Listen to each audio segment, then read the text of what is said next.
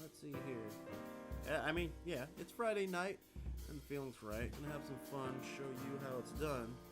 Our June 2023 edition of McAgee3 Meetup. Good evening, everybody. Happy Friday to each and every one of you, and welcome to this month's McAgee3 Meetup. I am your man, McAgee3. So for this month's meetup, we're doing something a little different. The guest of this month's meetup is myself. This month's meetup is going to be a Q&A style stream, because we've had a number of guests on the channel over the last year and some change that we've actually done this particular series. So and you guys have been very, you guys have definitely been enjoying these particular streams. So here's an opportunity for you guys to ask me things, start the conversation, all that other good stuff. And so, but also, not only that, tonight, for those that weren't here Tuesday, tonight we will be continuing to work on Blue Ninja, the Story of Nevi, episode 6. What you see on the screen, oh, hi Owen. What you see on the screen right now is page 1 of the comic. We've gotten it started. We started on Tuesday. That's what I was alluding to. And so yeah. Some might think maybe this is kind of sort of narcissistic or something, but I don't think so, because we did many a guest already, and to be perfectly honest, I just want to see if something like this can actually work out. Plus it's something different, so who knows, we'll see how this goes. So all that jargon out of the way, let's continue working on page 1. And I guess since the guest, I'll just go about some of the questions I normally ask my guests. So, a little bit about myself. I am McAgee3, your man, McAgee3. I have been on Twitch, well, more specifically, I have been streaming on Twitch for about, let's see here, about 5 years now, I think. I didn't start streaming until after my time with the Hyro group, which is a competitive fighting game tournament team. I didn't start until we went our separate ways from that venture and started streaming on my own.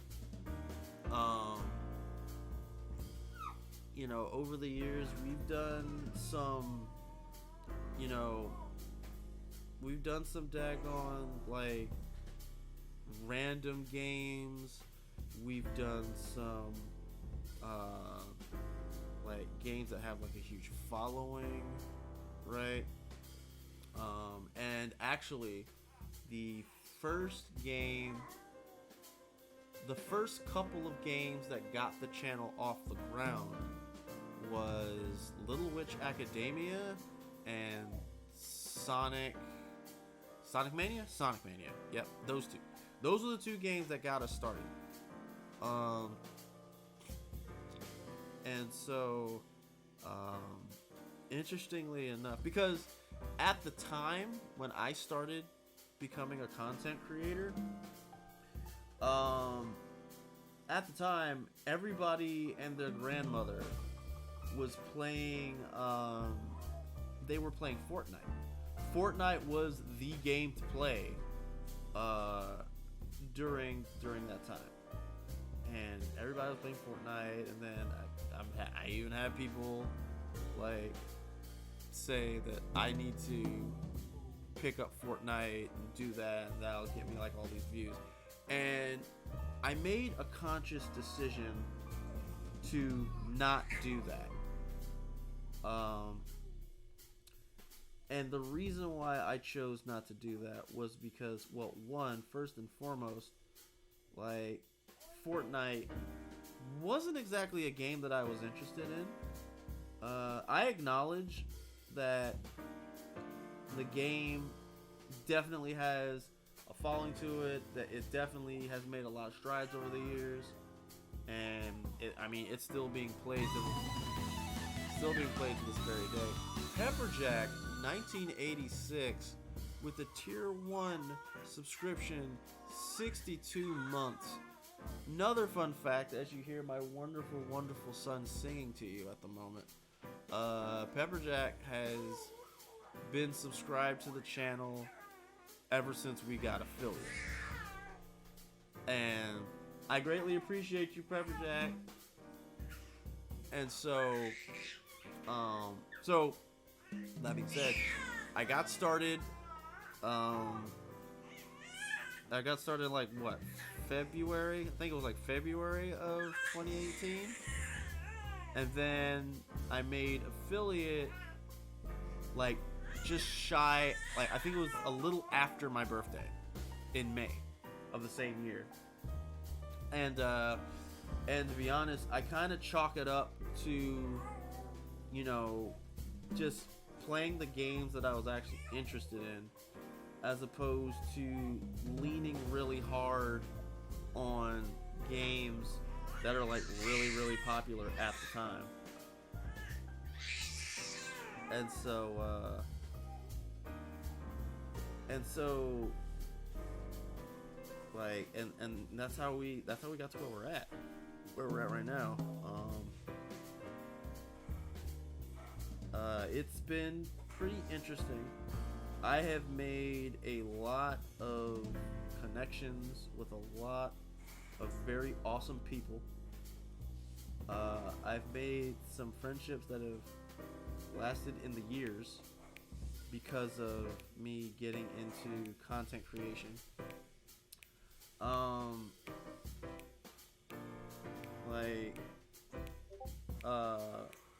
Cloud9, for example, if I'm not mistaken, he and I actually started streaming around the same time. And I don't recall if he, I'm gonna shout him out real quick, see if I remember how to spell his name. Let's see, was it a 9? God, I'm gonna butcher this, aren't I? I'm trying to remember. No, that's darn.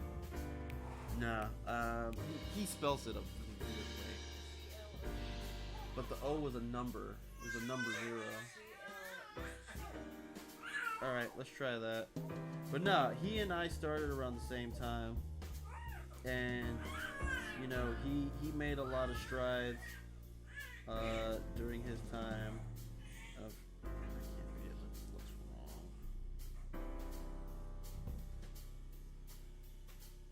Nope, that's not it. Drat. I'll try to find it. But no, he like, we started around the same time, and like we subscribed to each other's channels roughly around the same time. He doesn't stream as much as he used to, but he's still on the grind, you know. And that's the one thing that I've noticed, like with a lot of folks. Some folks, they just kind of they bow out after a while for one reason or another, and you know, there's nothing wrong with that. Like, you know, some people, you know, they come to realize that, you know, it's just not made for them to go into content creation, so they just kind of let it lapse and move on to other things. One of the reasons why, you know, 5 years in and I'm still doing this is because streaming has actually been a source of reprieve for me, for lack of a better term, from dealing with like work and dealing with dumb people and whatnot. It's one of the many things in place that kind of keeps me keeps me on the up and up. It keeps me sane and all the other good stuff. And because I do like gaming and I do like, interacting with people, quiet as it's kept. So feels good to be able to combine the two. Let's see here. In terms of content creation itself, because I normally ask my guests, like, why content creation specifically. To be perfectly honest, for me, the reason why I decided to go into content creation, oh, my silly boy, he's so silly. The reason why I got into content creation is because, well, my wife convinced me to do it. I had an interest in it. I'd seen numerous personalities, your J.M. Crofts, your Maximilians, your Markipliers, your Rad Brads. I've seen so many people do it, and I watched them.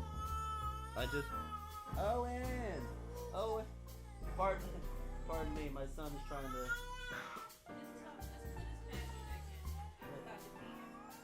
My son is trying to commandeer the interview. It's okay, son. It's okay. It's gonna be all right. It's gonna be okay. But no, like I've watched numerous people do this sort of thing. I'm gonna take my headset off, and I would watch them and enjoy what they did. But at the same time, I always felt like, is that something I can possibly do? And it's okay.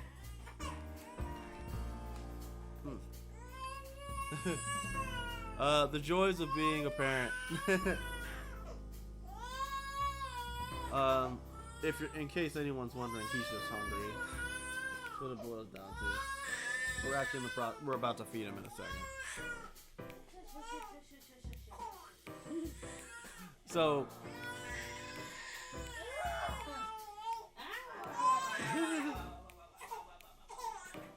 yeah, I just seen so many people,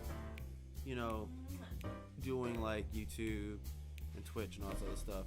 I specifically started with Twitch because actually coincidentally, the Hyro group actually had a Twitch channel. I don't know if they still have it now, but they had a Twitch channel, and they let me take a stab at it of doing Twitch, see if I had the chops for it. And I think I was playing Streets of Rage 2, trying to dip my feet into like speed running, but I didn't know hide nor hair of how to go about it.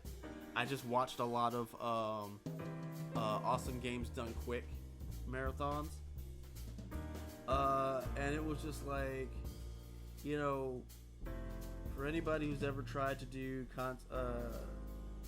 streaming or whatever, it's just like you realize very, very quickly that trying to talk while also trying to play a game is a very, very difficult thing to do, because it's a practice of it's literally multitasking, right? But see, the thing is, it's a level of multitasking that's way more demanding, mainly because like you're doing two things that require, and you can probably hear them over the little monitor. I'm just gonna do this because I don't need it right now. Yeah, so you're doing two things that require a moderate amount of your attention in order to do efficiently, but you're doing like two things. Technically, you're doing three if you're like monitoring the chat and like all this other stuff, or if you're just doing literally, you're doing so much, right? And at the time, like all I was doing was just streaming for a little bit, a game that I was playing, and like the issue was that I couldn't quite figure out the balance of, you know, playing the game while also interacting with the people in chat. Because once again, it's hard. It's very hard. Especially if you don't have a lot of, like, every new thing that a person does is going to be difficult, like, no matter what. Why? Because it's new. You've never really done it before. You might have a few people out there where they're a prodigy and they just pick up on it like just like that. It's nothing much for them. But for the rest of us, it takes a lot of practice, and it takes a lot of commitment to be able to get better at the task at hand. And so yeah, so I went ahead and started on my own. So shout out to the Hyro group for, you know, helping me get my feet wet in terms of doing content creation. So shout out to those guys. So then when my time in on the competitive tournament scene finally ran its course, I think I was talking to my wife about how I was doing the stream. I did the streaming thing for a little bit with the Hyro group, and then she was the one that was like, you know, because I was like, it'd be really cool if I could actually do that sort of thing. And then she was just like, well, why don't you? And then I was like, well, I mean,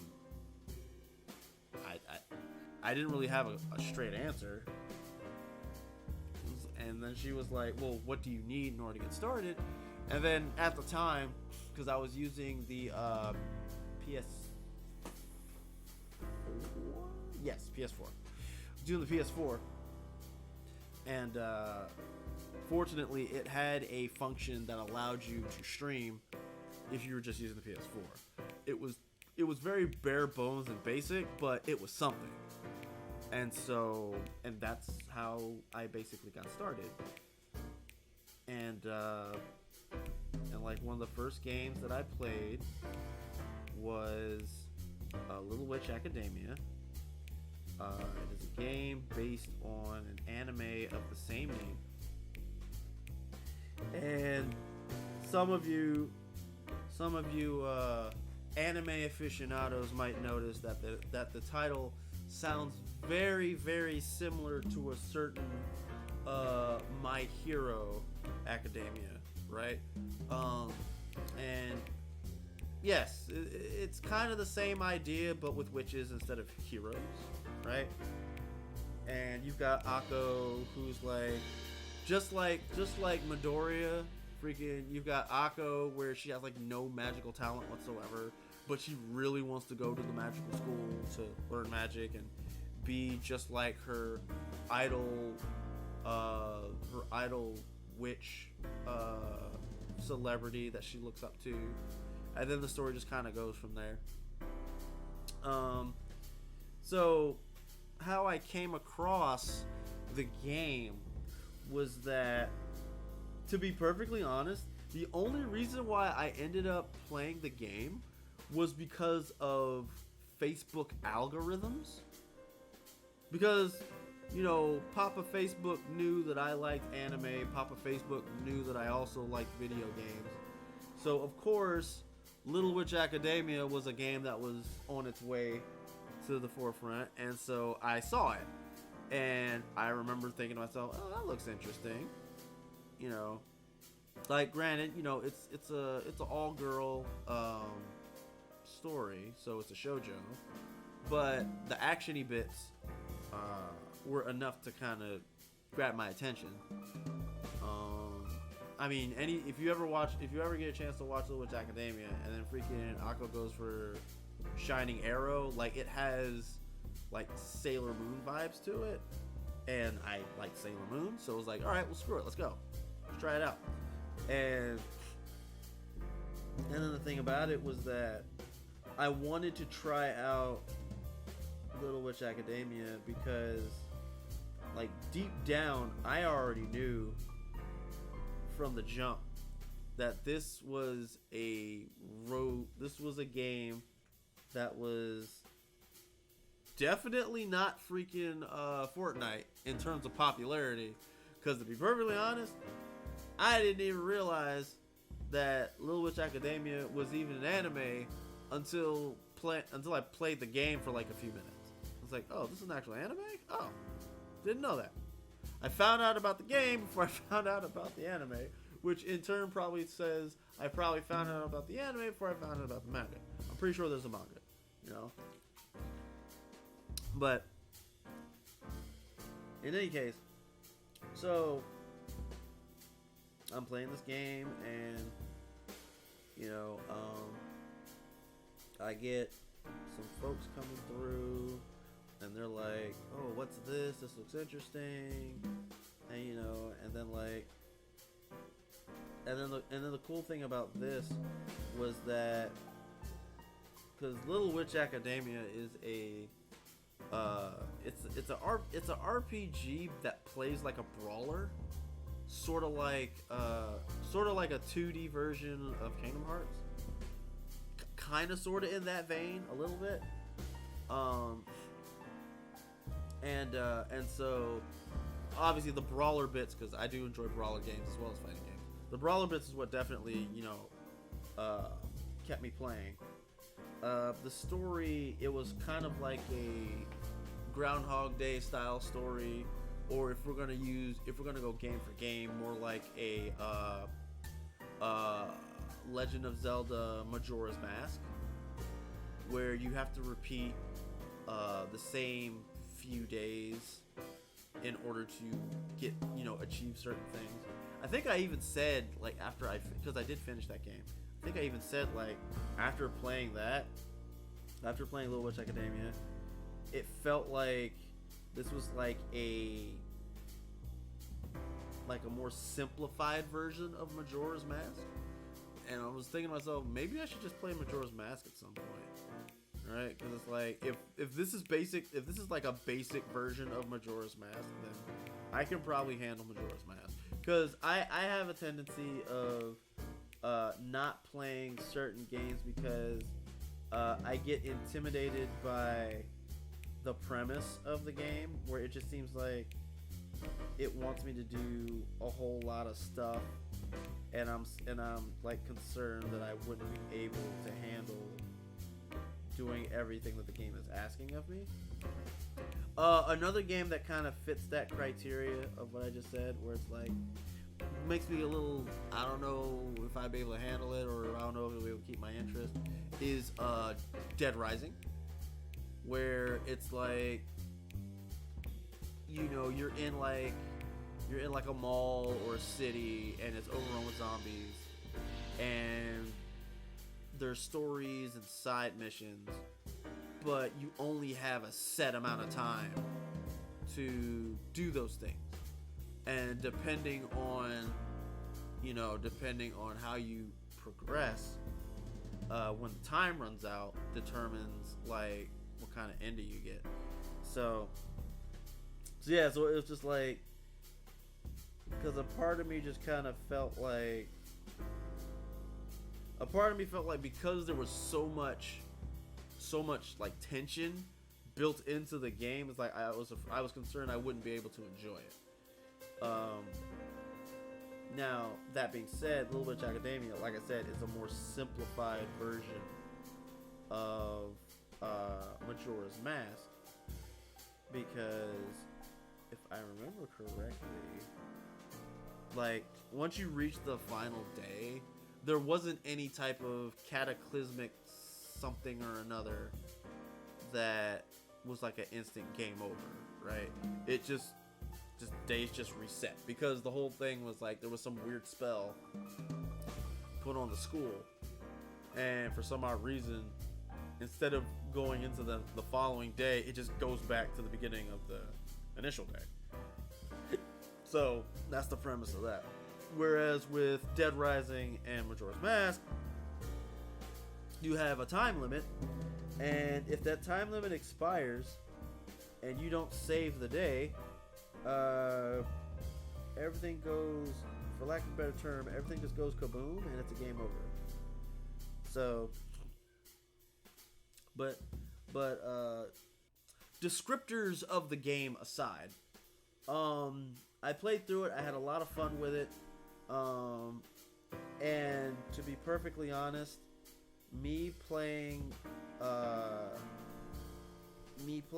Little Witch Academia first was probably like one of the best decisions I ever made as a content creator.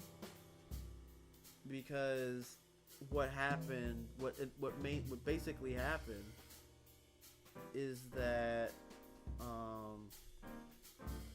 I was able to build a viewership because I was playing a game that nobody heard of, and that got people's attention, and that let folks know that I was out here doing what I was doing. And so so between that and playing Sonic Mania, because I enjoy Sonic games, and Sonic Mania is extremely fun. And then also Dissidia Final Fantasy NT had like just released around that time, and I decided to play that. And I'll have to, I do believe, like, so Little Witch Academia and Sonic Mania got me started. Dissidia Final Fantasy NT is what helped me like get into and build a community. I got some really cool friends who still do content creation to this day, and that I still talk to. Vento Livre, Soren's Blade, like two really, really awesome guys. I at least know how to spell their names. I'll definitely shout them out. Let's see.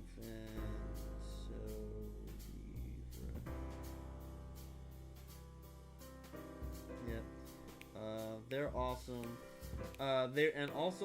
They were actually previous guests for McAgee3 Meetup. So if you want to check out their episodes, you can find that in the McAgee3 Productions YouTube channel under the McAgee3 Stream Replays playlist. So it's you and it's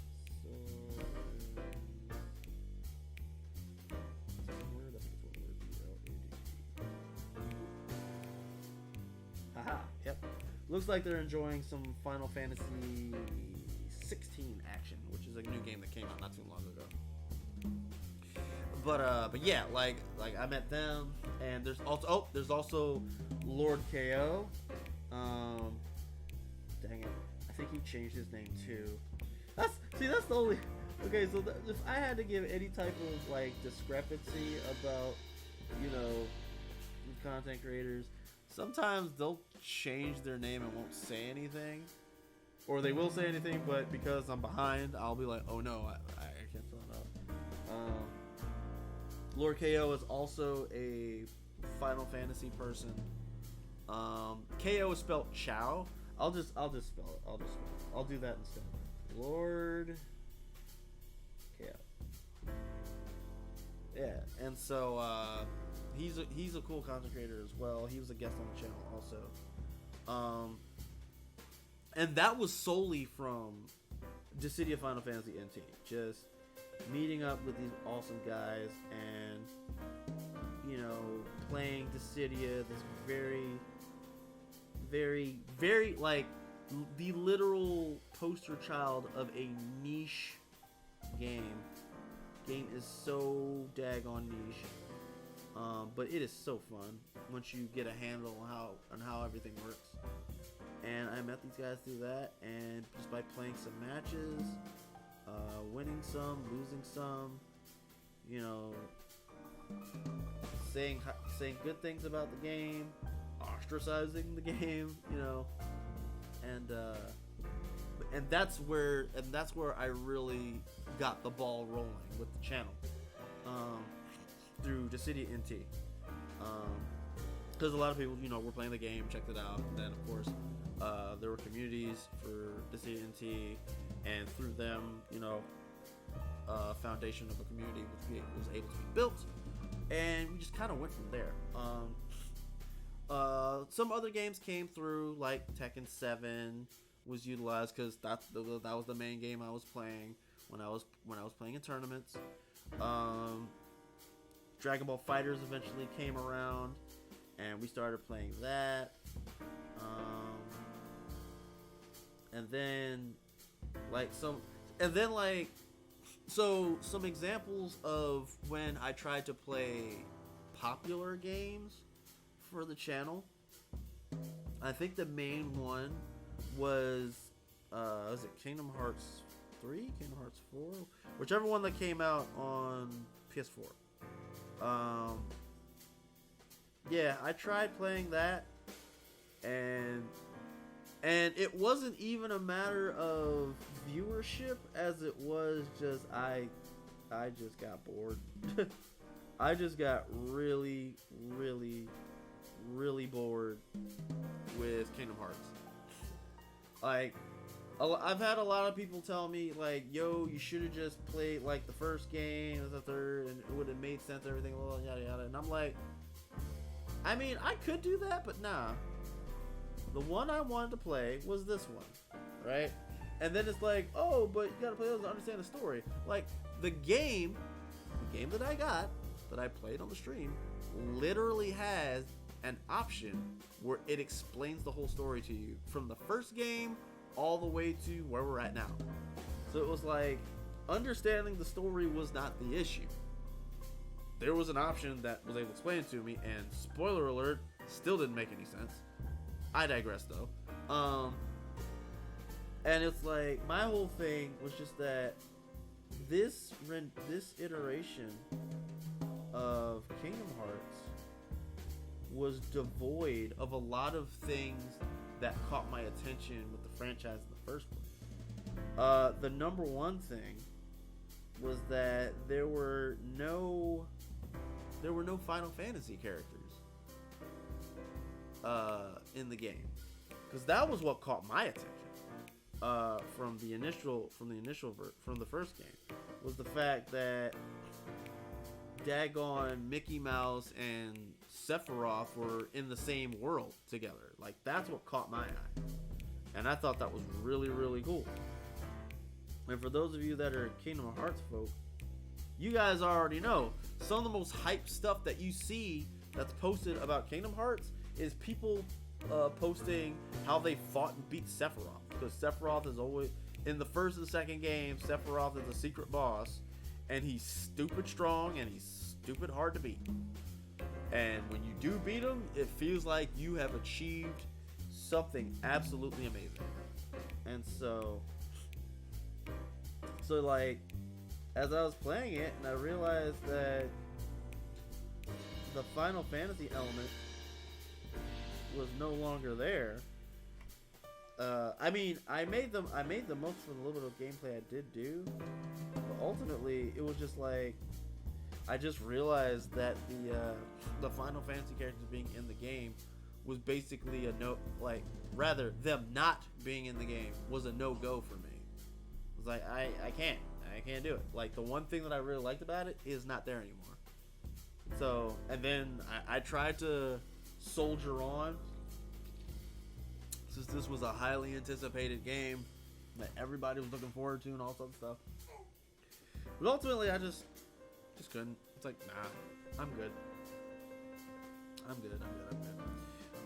There's no need to continue this farce any further. Let's just be true to ourselves.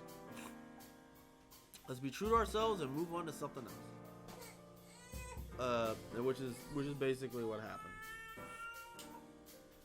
And so, Owen. So I see.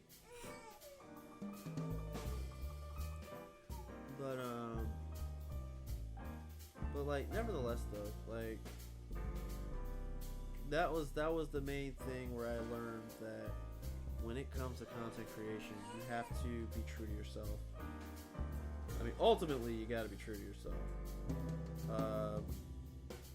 Because Like if you're just playing a game because it's popular at the time, like, you know, your audience is gonna know if you enjoy it or not. It's gonna be very, very obvious.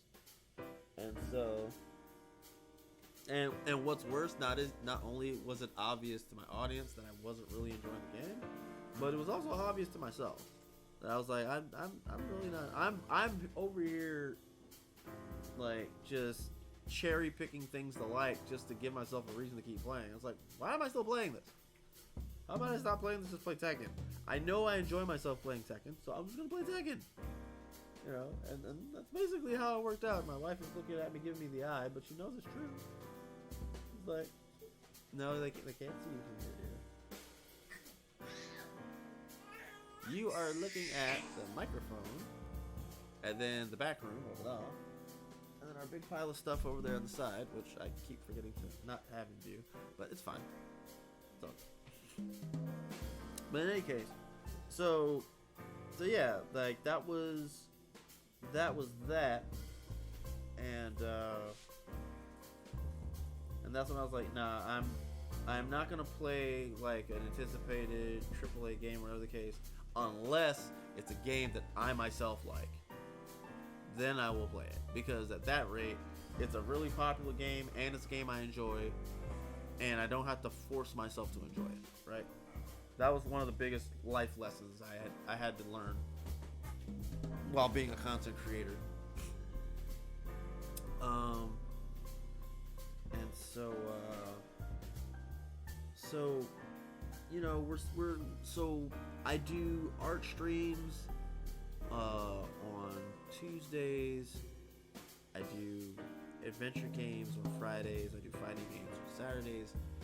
That's basically the format that I've been running for quite some time. Before, it used to be starting at like 8 or 8:30, kind of like how tonight's meetup started. But I did something interesting during the early days. So what happened was, when I first got started, and I think this was when I was trying to go on the affiliate grind, I was doing some streaming for a bit, and noticed, and one of the main things that I was noticing was that when I would start, there wouldn't be a lot of people, right? And I know, and then there's all these people in the internet like, oh, you should pay attention to like your viewer count, this, that, and third, and blah blah blah blah blah, and all sorts of like that. No, everybody's agenda, everybody's motivations are gonna be different. Don't tell me that. So it was like, but what I noticed was that when I start, I would basically be by myself. But when it got to around later in the evening, folks started to show up, hang out, chat, and all that other good stuff. So what I did was, because it's like, yeah, like I've had like up to this point, I've had many a stream where I had to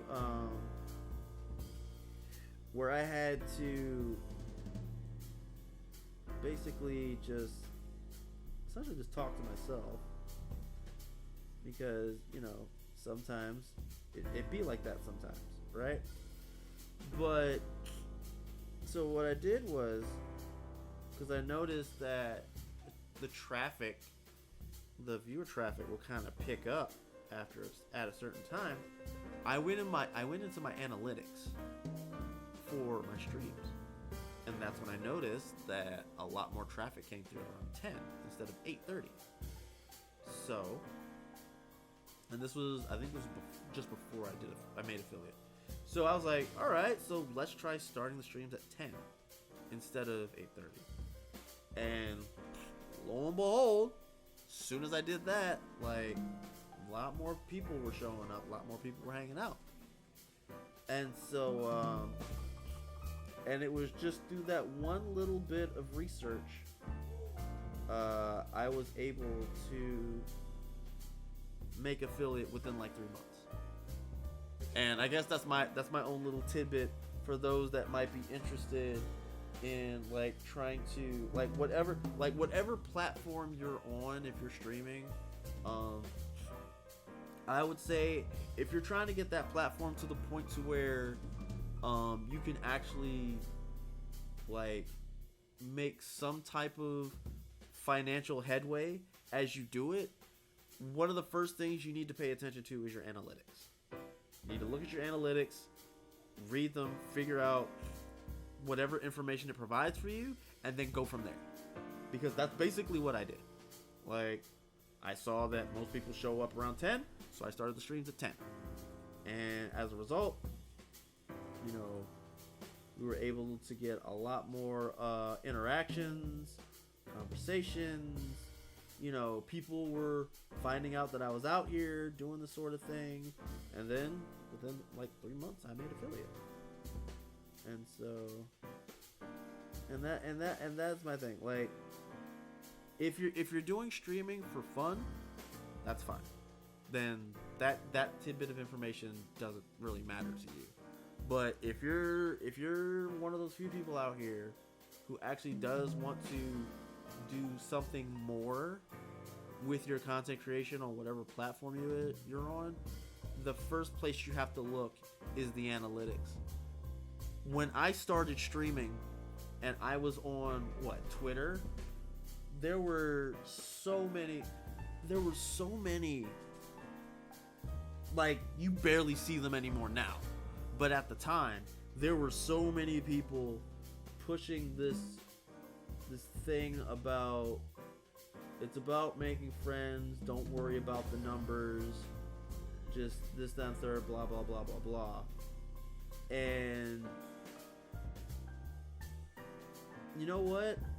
Considering where I'm at now, I think I can safely say, in terms of the whole, then don't worry about the numbers, it's all about making friends, blah, blah, blah. I would have to humbly disagree with that sentiment. Here's why. The reason why I disagree with it is that the main thing is that in order to make these connections that you're supposed to be focused on when you're doing content creation, people have to know you're there first. They gotta know you're present. They gotta know you're out there.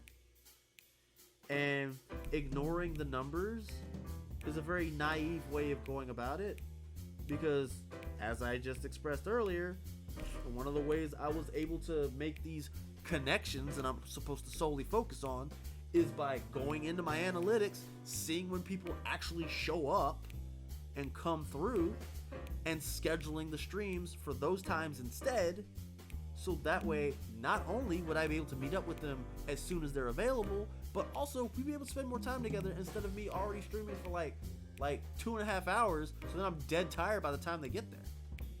And so it's like, and yeah, I guess there's the possibility that, you know, there could be just a random person out there that just uses like the discovery option of Twitch, where it just sends them to it just shows a bunch of other content creators who might line up with the criteria that they have interest in.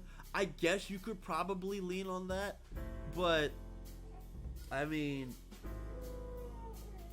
oh no, hold on, I got you. There we go. Hey, buddy. So the thing is, by doing that, it's like you're not taking control of your destiny in that regard. You're leaving it up to chance, right? And so, like, I'm not saying it's a bad way of going about it, but if your intent is to meet new people and whatnot, why leave it up to chance that you meet somebody through your content creation when you can actually keep track of certain things about your channel and increase your chances, make your chances more consistent? Which is another thing that I learned about content creation: consistency. I've heard through numerous other content creators who've been doing content creation for a number of years now that one of the key things that is extremely important is consistency. Like you can't just this week you stream on Monday, we'll say Monday, Wednesday, Friday, then the following week you stream Tuesday, Thursday, then the week after that you only stream on Sunday, right? And then it's always just like all over the place. It's just random, right? Like that. Once again, there is a possibility that it maybe you can make that work, but as I said, you're leaving that up to chance when you don't have any consistency. Consistency means that you will always do this at this time, so that way your viewership knows that they can find you on this day at this time. They don't have to worry about if they'll miss you or not. They just know from here to here, from hour 1 to hour 3, they can find you and say hey or lurk or chat or whatever, right? And it's that's how I was able to, make the connections that I made, the friends that I have, and to get as far with the brand that I represent. And so,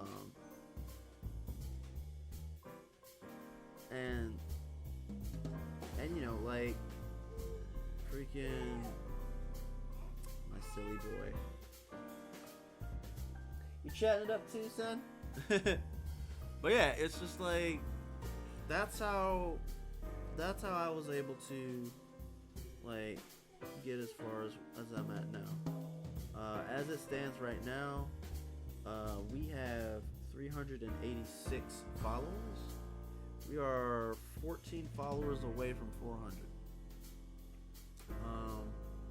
And the key thing is that consistency.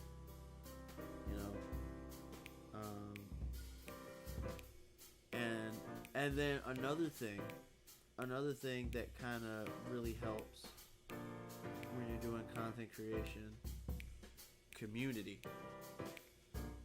Community is very, very important. Because it's you can do a whole lot on your own, but you can do a lot more when you have a community to back you up, right? During the early days of me streaming, I've had numerous content creators tell me that I have to, get involved with the community in order to make some headway. So at first it was kind of like the follow for follow thing, which was another thing that the internet was super against, and this, that, and the third, blah, blah, blah, blah. And so in regards to that sentiment of follow for follow bad, or whatever the case, I agree and I disagree at the same time.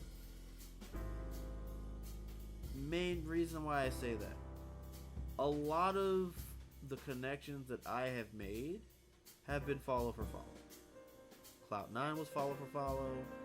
I believe Vento Libre might have been follow for follow also, right? And the thing about it is that I think the key thing is that so there is an asterisk here, right? Because it's always I don't think it's the follow for follow that's the issue. I think the issue is the level of, being genuine. And I did not check to see if my mic is picking up. Okay, it is. Also, I had to Move it a little bit closer because I've been told it's a little bit hard to hear if I don't have it close enough. Anyway, yeah, I don't think the follow for follow is the problem. I think it's the follow up of the follow for follow is what's the issue, right? Because what I've noticed for some of the folks that I've come across that want to do follow for follow is that they'll do the follow for follow and then you'll never see them again.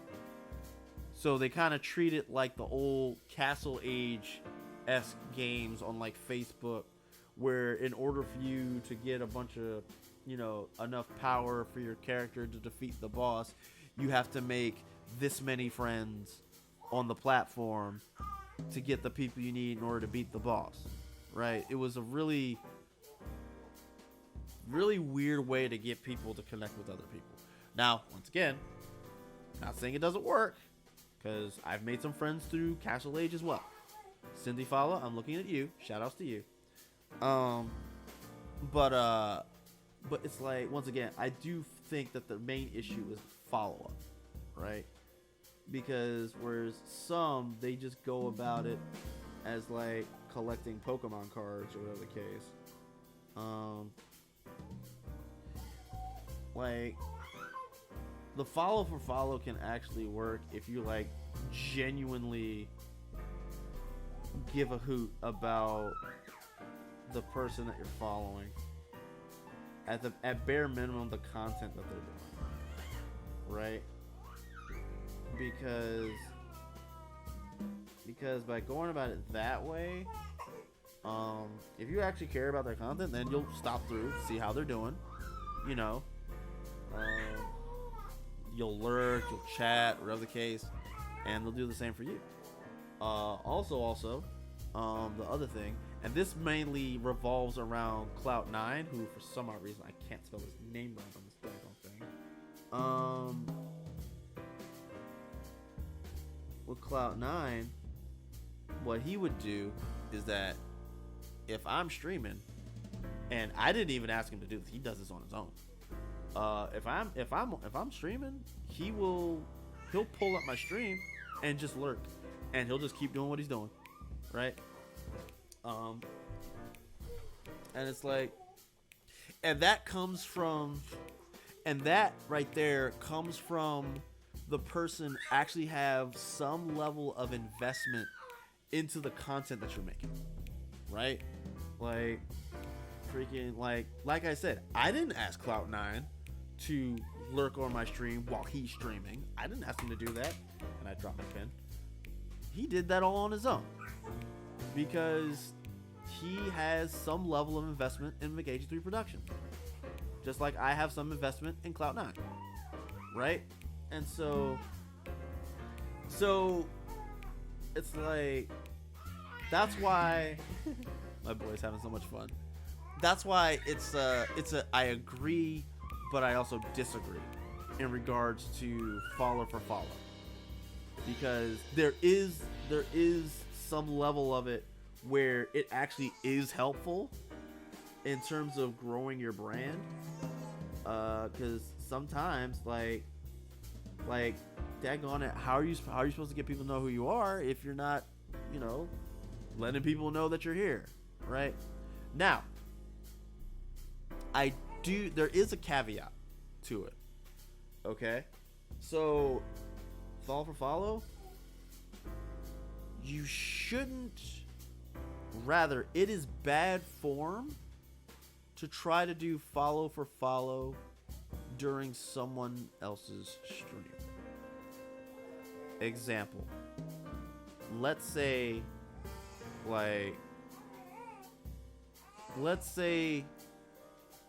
I'll just use myself. Let's say you're watching McAgee3 Meetup right now, right? And then like a person rolls up in the chat and they're just like, "Hey yo, follow me," and then that's it. Like, first off, no, what are you doing, right? Because you're taking away from the stream itself, right? That's rude. Secondly, who even are you, right? Like, Like my thing here. So what this basically is, it's like, a person just rolls up, and all it is, they just want to follow, and that's all. And it's like, no, man. Like, the thing about a follow for follow, and this is something a lot of people don't take into consideration about it, it's an opportunity to connect with somebody. It's an opportunity to start the conversation. If you see someone who is a content creator and you're a content creator yourself, stop in, ask them to see how they're doing, check out what they're doing, see if you like it or not. And then, like, after, like, maybe, like, 30 minutes or whatever the case, depending on how long the conversation goes, then, like, hey, yo, I'm gonna follow you. You think you can follow me too? And, like, and that way, it's, like, it's not just, you're not just there for just adding another number to your account. Like, you actually are genuinely interested in the person, right? Which makes it more appropriate, in my opinion. My boy is so excited right now. Also, thank you for joining the stream. This is McAgee3 Meetup with your man McAgee3. Our guest is myself. This is essentially a Q&A stream. I'm basically just going over some of the stuff that I normally ask my guests. And if you guys have questions yourselves, please feel free to drop it in the chat, and I will answer them to the best of my ability. So anyway, I was talking about follow for follow, and how also I'm so sorry. We're also working on the first page of episode 6 of Blue Ninja: The Story of Navaya. We actually started it on Tuesday, and we're continuing to work on it right now.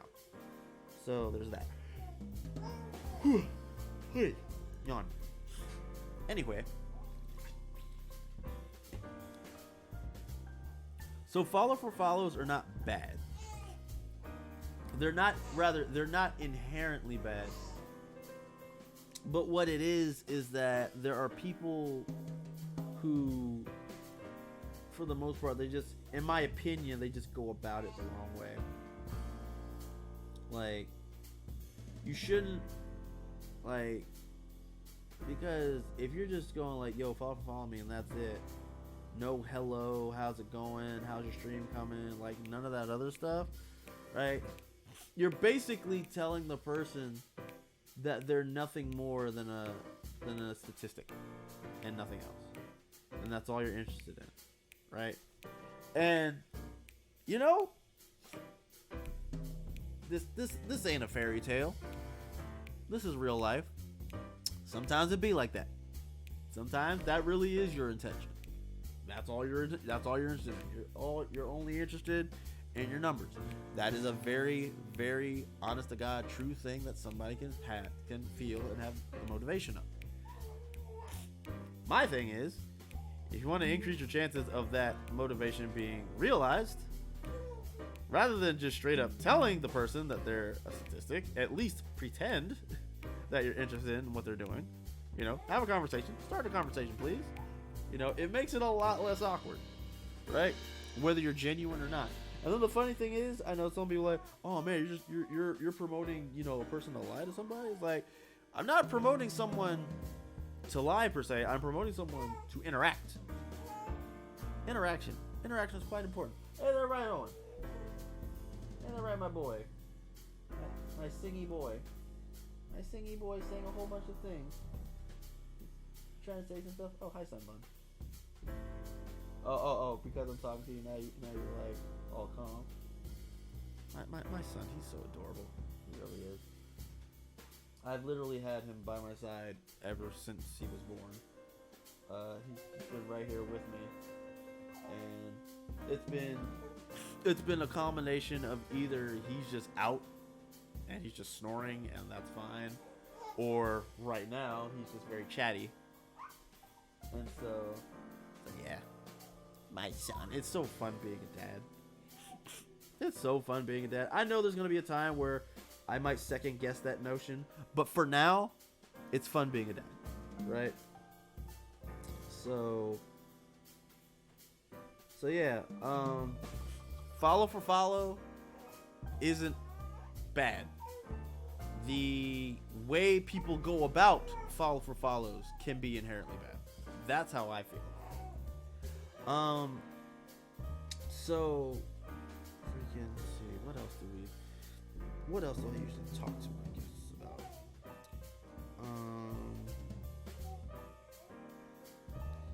So let's see, rule of thumb. My rule of thumb for content creation, I've already touched on it a little bit. Consistency is very, very important. People gotta know who you are, where you are within the space of the internet, and when you are, right? Because otherwise, and it's mainly if you are interested in taking your content creation to like the next level, right? You have to. There are some things where a lot of people on the internet, mind you, they haven't really been saying it lately. Maybe because they finally realized, oh wait, this was probably a not very thought-provoking way of looking at it, right? But like a lot of people say, like, don't look at the numbers, don't do follow for follow, like all this, that, and third, blah blah blah. And I'm just like, look, freaking, even look. Okay, so let's break something else down real quick. And if I'm wrong, I'm wrong. Okay, but this is my opinion. Okay, when a person streams gameplay, artwork, etc., right? When they're streaming, it could be for fun, it could be for work, whatever the case. But ultimately, inherently, if you are streaming on a platform like Twitch or anything adjacent, you are doing it because you want people to see you, or hear you, or acknowledge you. There's no explanation otherwise. Because if the whole thing was just to have fun and that's it, none of the other things, you could literally do that without streaming. I just want to have fun and that's it. No, you want someone to acknowledge you as you have fun. Because if fun was the only thing that was important of you playing games, doing art, whatever the case, you wouldn't be streaming because you don't have to do it. It's not streaming is not required to have fun. It's not. You can have fun. Just look. Street Fighter 6. I've been playing Street Fighter 6, okay? Like, I have fun whether I'm streaming it or not, right? I've had, like, these last few Saturdays, I've been doing fight nights with my coworkers and some of you guys in the chat, playing Street Fighter 6. And I've had a few times during the week, not streaming, but just playing the game anyway. Why? Because I can have fun playing the game without streaming, right? So, my thing is, like, for the people that want to say they only do it for fun and that's it, it's like, I appreciate what you're saying, but that's not true. That's not true. That is not true. That is not completely true. Because when, like I said, when people stream on Twitch, when they stream on YouTube, when they stream on Kick, if I'm not mistaken, Kick is a more recent one, right? They are streaming because they want to be acknowledged in some capacity. That's what it boils down to. Because what other purpose is the platform other than to expose yourself to the masses, right? And so it's just like, so that's why for me specifically. Oh my gosh, hold on, Owen. I got you. Good grief, son. Sheesh. Don't give me a heart attack. Nah, he had his blanket over his face. I had to take it off him. Yeah, so yeah, it's like, if you're, and I promise I will move away from the whole social media aspect of what I'm talking about. I promise. Just give me a second. Let me finish this thought. This is why, like, back when I first started, 2018, all the people on the internet was like, don't worry about the numbers. Don't worry about your viewership. This, blah, blah, blah, yada, yada, yada. Just, focus on connections and stuff. I'm like, you guys are saying this because it sounds good, but it's not true. It's really not true. Like, once again, in order to make connections streaming, people have to know that you're on. They have to know that you're streaming. If they don't know that you're streaming, how do you expect to make connections?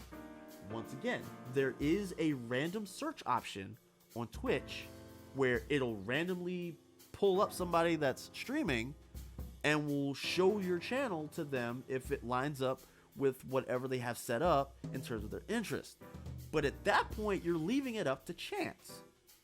You're leaving it up to chance instead of taking control of your own destiny. Right? And so it's like, and I mean that's the long short of it, right? Like, when it comes to content creation, like, I'm a firm believer that you should always attempt to take control of your own destiny in that regard, right? If you want to get the full experience of content creation, you know, like, just take the time. Like, I'm telling you, man, like, cause like I said, during that time, that's all I ever saw on my Twitter. That's all I ever saw on my daggone timeline. Just these daggone folks with like thousands of likes and hundreds of retweets talking about, oh, don't do this, this, and this. And it's like, you know good and well that's not what you did to get your channel going. You know good and well. Huh? They interacted with people by checking out their analytics and getting themselves involved with community. They didn't just wait for somebody to say, oh, they're doing this. They didn't just do that. Granted. Maybe they started their channels at a different time when that's all you really had to do. Maybe nowadays you have to be a little bit more crafty. Maybe back in the day, they didn't have to be.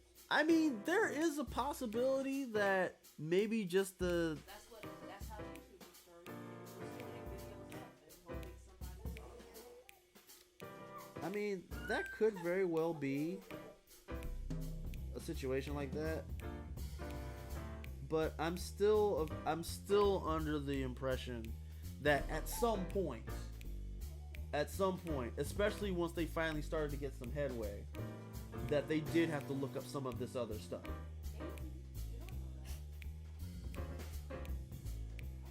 People who started their channel around the same time as you, give or take a year, maybe. But people who've been around since Twitch has been around, it might not have happened. So very different. Sure, some of them will always like, but I'm sure also others of them, that's genuinely what they did to get started passing along the same information. I don't know. You have to feel I mean- that way. Not just you have to give them the benefit of the doubt. Some of them. I mean, I suppose. But the only reason why I can't fully agree with it is because I've seen some folks where they go about that route and literally they're making no headway. And I'm not going to give off names because that's not this kind of channel, right? I've seen these folks that have been trying and grinding and fighting, and they just nothing comes of it. And it's not even a matter of like you know, oh, it's not that big of a deal whether they make it or not. What's your definition? Like making affiliate or having consistent folks coming through to hang out and all this other stuff. Like I've like, for every time I've seen somebody online that said the things that I was describing, I've seen just as many people that are like, I think I'm just gonna give up doing this. Like, I always have 0 viewers all the time, blah blah blah. And I can't help but to think the main reason why they run into that situation is because of listening to these other people on the internet. And it's like, you make a very interesting point there, because I don't think it's out of maliciousness. Yeah, thank you. I don't think it's out of malice, but I do feel it might be naivete. Because there is such a thing as giving bad advice. You know, just because... But for everyone to give bad advice? There were a lot of... I won't say it was everybody, but in terms of my Twitter timeline at the time, it was a lot of people. And you think that a lot of them are just being naive? Yes. No. Because a lot of people followed that advice, got literally nowhere, and then they quit. And a lot of people followed that advice, got somewhere, and are flourishing. I haven't seen them yet. I'll be honest with you, I haven't seen them yet.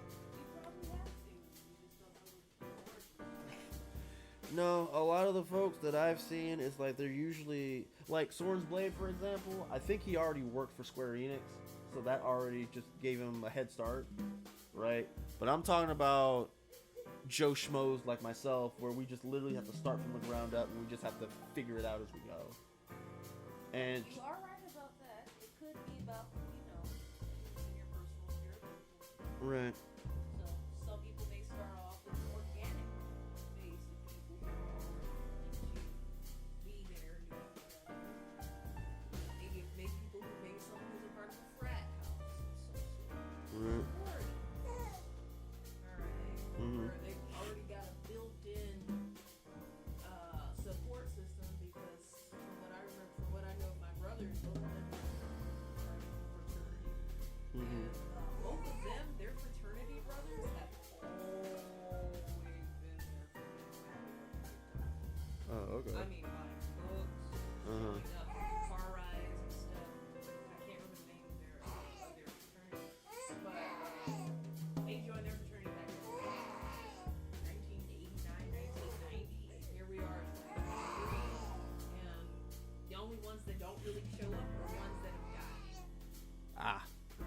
They are a ride or die sort of deal, and I've seen that with, and it's the same way with my sister-in-law. Uh-huh. She's a Delta. Uh-huh. And Deltas ride hard. Right. Same with my niece Sean, You don't have to give names. one of my nieces is she's an AKA, that's the pink and green. Right. And they go hard. Yeah. One of our reverends from the church, Right. who you with. Yeah. She's a Delta. Right. And from what I've seen on her Facebook page, when she goes off preaching, like to do guest preaching at other churches and stuff. Right. Members of the local chapter show up to support her. Mhm. If she's in town, she's lifted up with her crew. So Right. I'm just giving you an example of a fraternity or sorority where people might automatically do that. Some people might be in the military, active duty, Right. and have members of their squadron or whatever who help them active. Right. Like BSC. Right. See? Shout outs to BSC, Rio, and Gabby Games. Guys are awesome. Shout them out while I'm at it.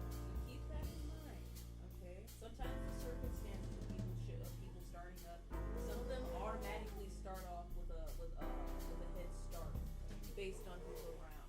Right. Like if you started your Twitch channel, I don't know if it was around back when you were in the military, but if you started your Twitch channel when you were in the military, you probably would have had the same.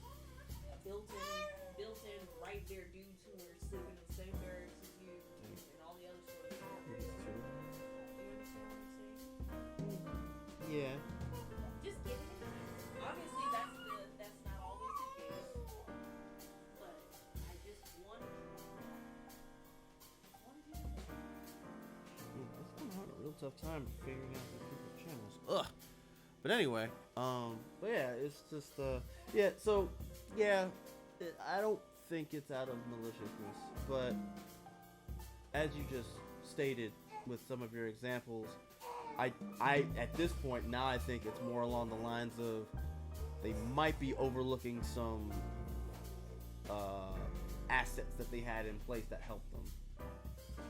But because of things turning out the way they did, it just comes up as, oh, just do this, and you're fine. It's like not realizing they actually have a very decent sized support system that backed them up in the process. Yes.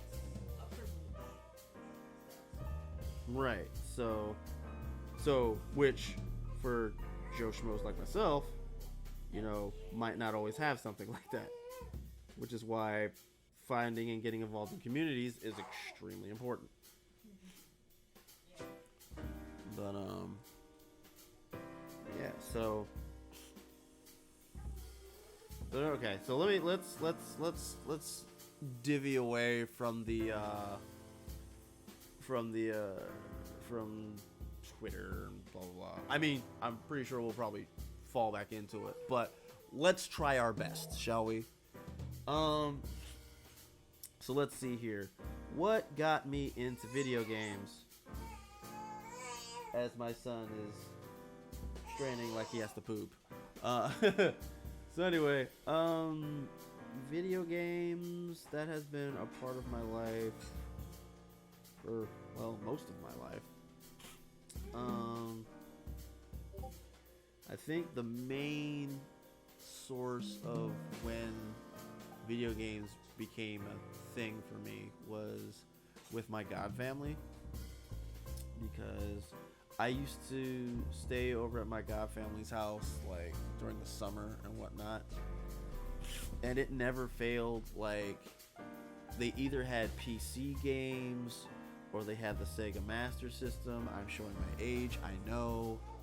Sega Genesis, you know, and also as I'm kind of, you know, reflecting on this, it also probably shows why I was more of a Sega Genesis person than a Super Nintendo person, because a lot of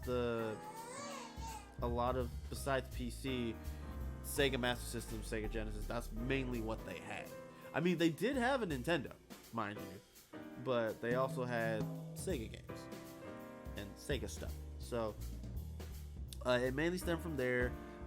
Me and my god brother, shout outs to you, Jay, playing Double Dragon on Sega Master System, and like I would play it with him like every time, all the time,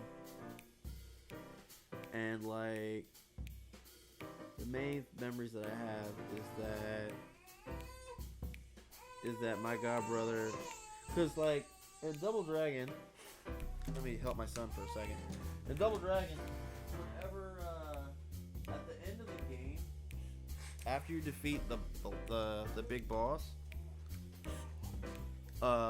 it's you and the other player, and you have to fight for the girl. You have to fight for Marianne. And so whoever wins, well, they get the girl, and then, you know, the end, you know. And Owen, oh my gosh, Owen, you silly boy, you are such a silly boy. Relax, buddy. Here, take this. Okay, let me do this. I'm gonna set this here. Shh. It's okay, son. You're fine. Please don't mind him, you guys. He's just sleepy. But yeah, we will get to the part where we have to save the girl. Rather, we have to fight for the girl. And he would always beat me every single time, just without fail. It was actually very irritating for a while. So there was one time that we played, and when it comes to gaming, I think what makes or breaks someone being a gamer is solely based on the experiences that they have with the games. I know that sounds obvious, but like, bear with me for a second. So we played Double Dragon again, Sega Master System. We get to we get to like the last few parts of the stage. Now, fun little fact about Double Dragon for Sega Master System. So the game it's made to where you have infinite continues, with the exception of the final stage. So like if you're down to like your last life or whatever the case, what he and I used to do is just we would like throw our character off a cliff or into a lake or whatever the case to empty out the lives, and then use the continue to reset the lives back to 2, right? So you don't want to do this in the final stage, because if you use up your last life in the final stage, that's it, you're done. You can't continue anymore. So it was like, and the other thing is, every time you reset your lives with a continue, it resets your score. So this is actually very relevant. So there was one time we played. We were in like stage 3. My godbrother was like, "Hey, you should probably reset your lives so that way we can get into the final stage." And then for the first time, the entire time we played this game, I was like, you know what? Let me see it through this time. I'm gonna see it through, and we'll see what happens. So that's what I did. We went into the final stage. I still had whatever score I was still working with. We beat the last boss. Now the other thing about this is that when you do the fight for the girl portion of the game, your lives immediately goes to 0. So whoever gets knocked out first loses. So we're fighting like we normally do. He gets the advantage on me. I'm able to get a few hits in, but ultimately he knocks me out. I think the game is over. But then my character respawns. And I'm like, and we're both like, wait, what? And then I looked up. Because I didn't reset my lives, I didn't reset my score. Because I didn't reset my score, I was able to hit my godbrother a few times to give myself an extra life before I died. So I had a whole nother life. I had a full life bar. He was down to like his last 2 pips. And we went at it again. But by that point, my godbrother lost all of his momentum, and that was for the first time I was actually able to beat him. And I would say that for your man McAgee3, that was the turning point that just made me a gamer from that point on. Just having those like small victory but a big victory, right? Where you finally win the big one, so to speak, after constantly just losing over and over and over again. And it was like, that experience in itself meant so much. And it was just like I just wanted, and I just really enjoyed playing video games after that. Once it was like, oh, I actually, because it showed me that I actually had the capability of doing some really, really awesome things if I just buckle down and just try. You know, instead of just going like the usual way, just try, right? And it's like, and obviously there's gonna be just times where, you know, things don't work out because you know, the other player is just a lot more skilled or a lot more experienced. But it shouldn't stop you from trying, you know.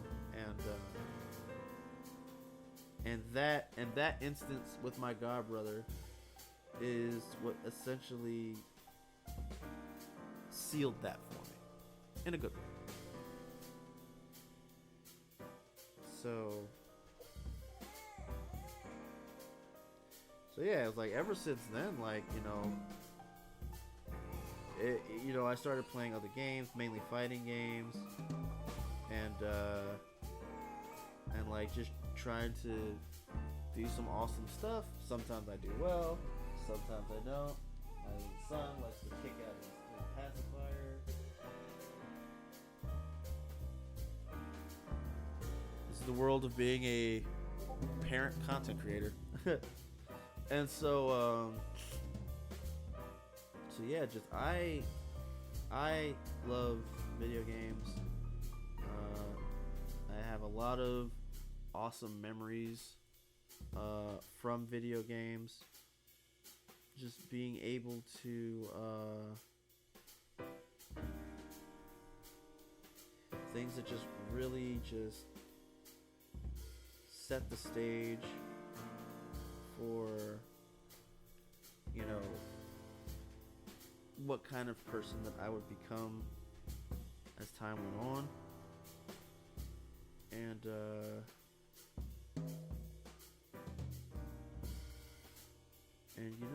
like there's something to be said about when, and it's not even limited to video games, just anything, where you actually achieve something that you thought, in your own state of, in your own, understanding of things, it's just not possible. Because for one reason or another, maybe you feel you're not good enough.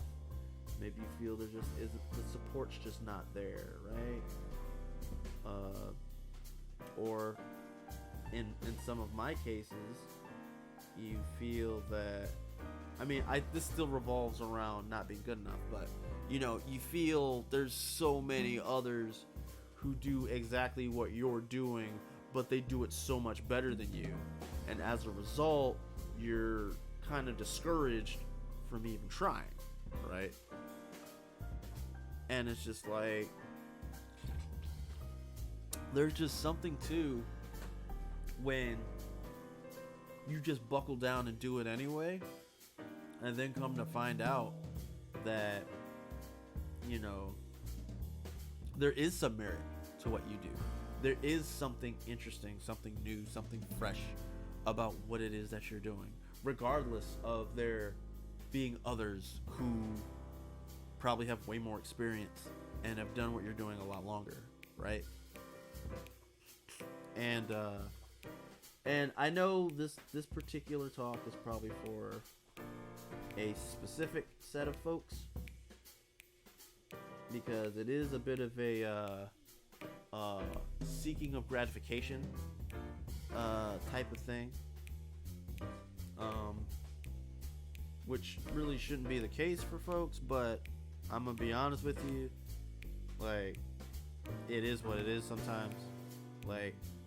It's nice to know that your stuff that you do is really good, but it feels even better when you have someone else that kind of co-signs that notion.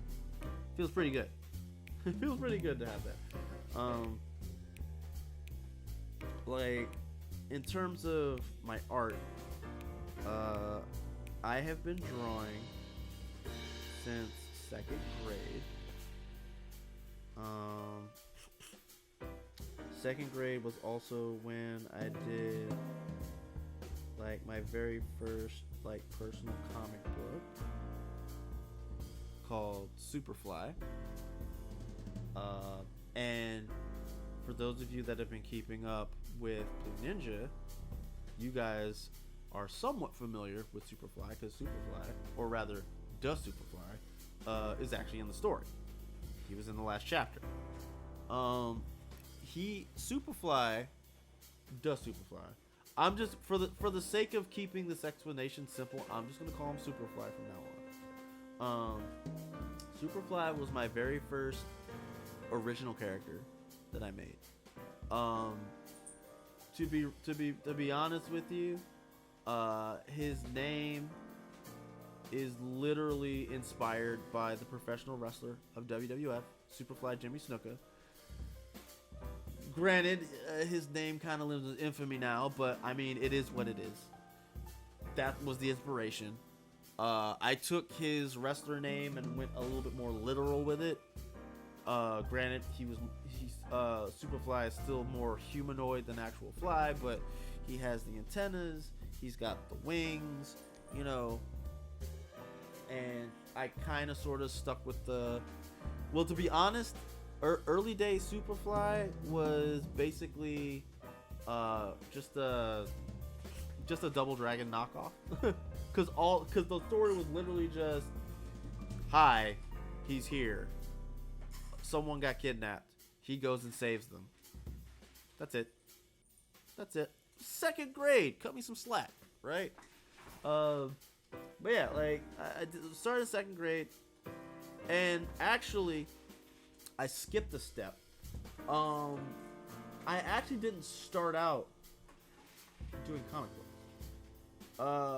I actually started out just drawing characters because I didn't have any friends, or at least it felt like I didn't have any friends at the time. So I decided to make some, and the way that came about was when I was in school. Somebody did a drawing at some point at school, and they just threw the drawing on the floor. Just, didn't think anything of it. So I looked at it. I thought it was really cool. And so I took some scissors, and I cut the character, like, out of the paper. And I made, like, a little paper handle, and took some glue and put it at the feet of the character and made a little doll. Right? And so I thought that was really neat. And then when I did that, I thought to myself, I wonder if I can actually draw this, right? So then I grabbed some more paper and I tried to draw what I saw. And that's when things got started. It just started from there. And then, like, the comic book thing came somewhat shortly after that. And so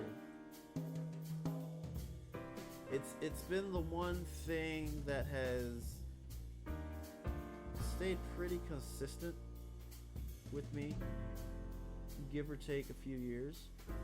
Because I've had times where, I started in second grade, and I just drew whenever I could, did whatever I did. When I get, we fast forward. Let's see, how much do we fast forward here? We'll just say we'll fast forward to.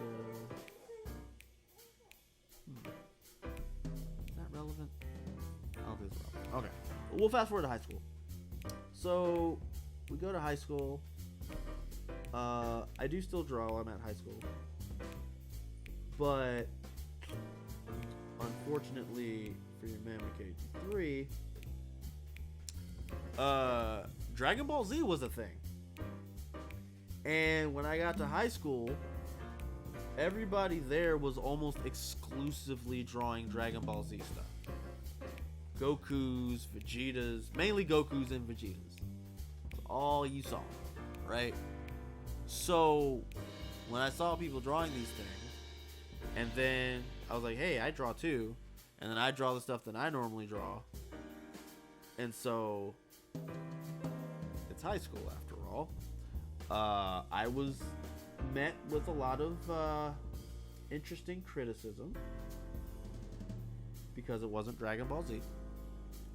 I believe one of the terms used, and I already know, for those of you that have been with the channel for the very beginning, you guys already know I am a broken record. I share this story numerous times. You just gotta deal with it, okay? But yeah, the critique I was given was advanced stick figures. That was the description of my art. Needless to say, that didn't feel too good. That didn't feel too good at all. So that kind of Well, not even kinda. That really shook up my confidence. And, just seeing everybody just doing like Dragon Ball Z. I see people that were drawing like Street Fighter and like all this other stuff. And mind you, like I had made my own characters. I had done comic books, right? Like, granted, like they weren't very detailed, but I did draw characters. Like Superfly existed. Knife actually existed. Yes, there is an early version of Knife, right?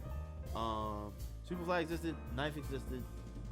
I'm trying to stay with characters that are actually in the story, without mentioning any others that haven't shown up yet. A few other characters that may show up in the story existed at the time, and I showed them to people. But the only issue, rather the main issue was that it wasn't Dragon Ball Z.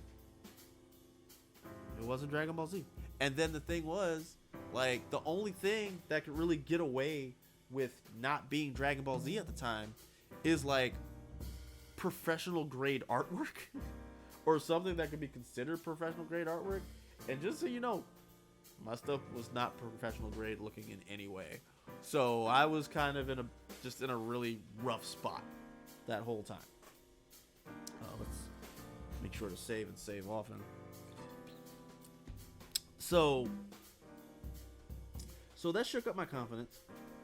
And then like after a while, I just stopped drawing.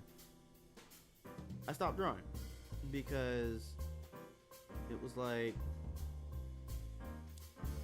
everybody only cares about like, the trendy popular stuff.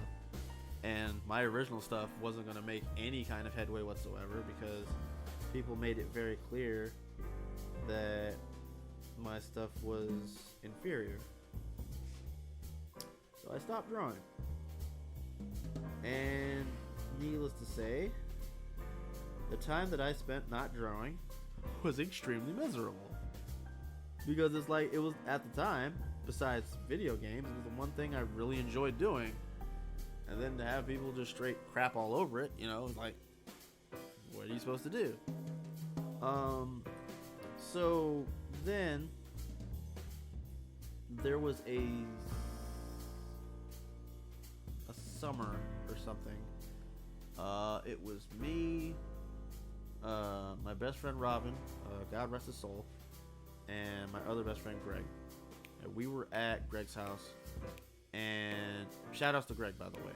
He does a lot of Warhammer paintings with the figurines and whatnot. I believe he's under the moniker of, if I remember, Chaotic War Boss. I hope it's Chaotic War Boss because I feel like he might have changed it. But I'm going to say Chaotic War Boss right now. He's on Instagram. Check him out. He does some really good work. So we were at his house. We were at Chaotic War Boss's house, and there was some weird heat wave that was going on in the area, to the point to where it knocked out power. So we're over at War Boss's house, and we're just not doing anything. And then Robin, like, he was like, "Yo, we just weren't doing nothing." He's like, "Yo, let's draw." And then I was like, "I don't draw anymore." And then he was like, "Why did you stop drawing?" And I basically told him, like, well, because everybody says that my stuff is like advanced stick figures, and I can't draw Dragon Ball Z, so I didn't see the point of drawing. And so then Robin looked at me again and was like, "I'll ask you again, why did you stop drawing?" And then I looked confused. I was like, I don't get it. And he was like, "Just because you don't draw a certain thing doesn't mean you should stop drawing, right? You should definitely keep drawing. If anything, you should keep drawing, right?" And so, that helped a lot. And so what happened was we grabbed an oil lantern, because once again the power was out. We lit the lantern. We grabbed some paper, we grabbed some pencils, and we started drawing. And so, Rob looked at me and was like, so what are you trying to draw?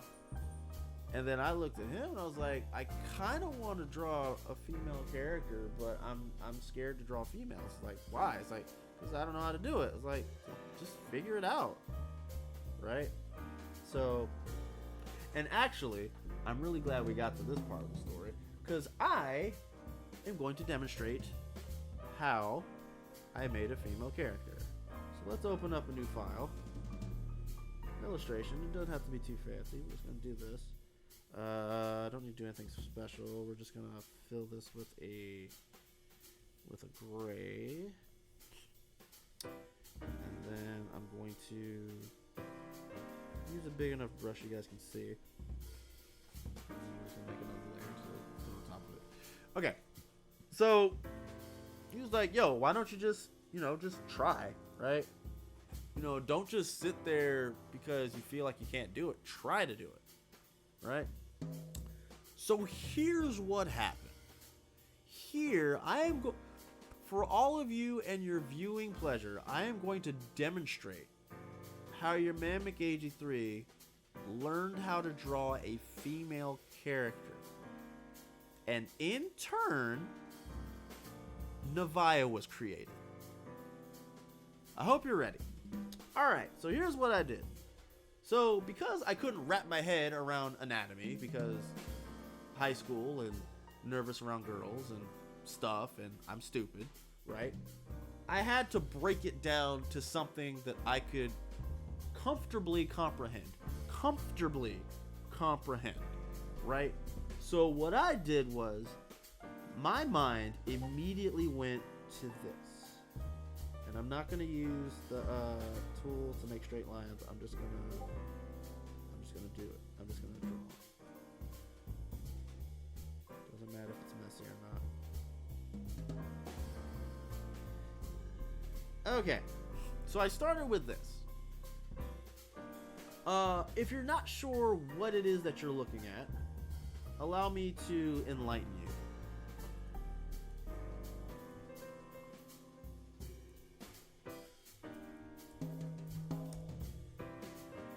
I literally started the image, and I kid you not, with Snoopy's doghouse. That's not what I wanted to click, but oh right, because that's the purchase thing. Yeah, I literally started with Snoopy's doghouse, right? Freaking Snoopy's doghouse, and then I'm gonna zoom out a little bit, and then I proceeded to do this.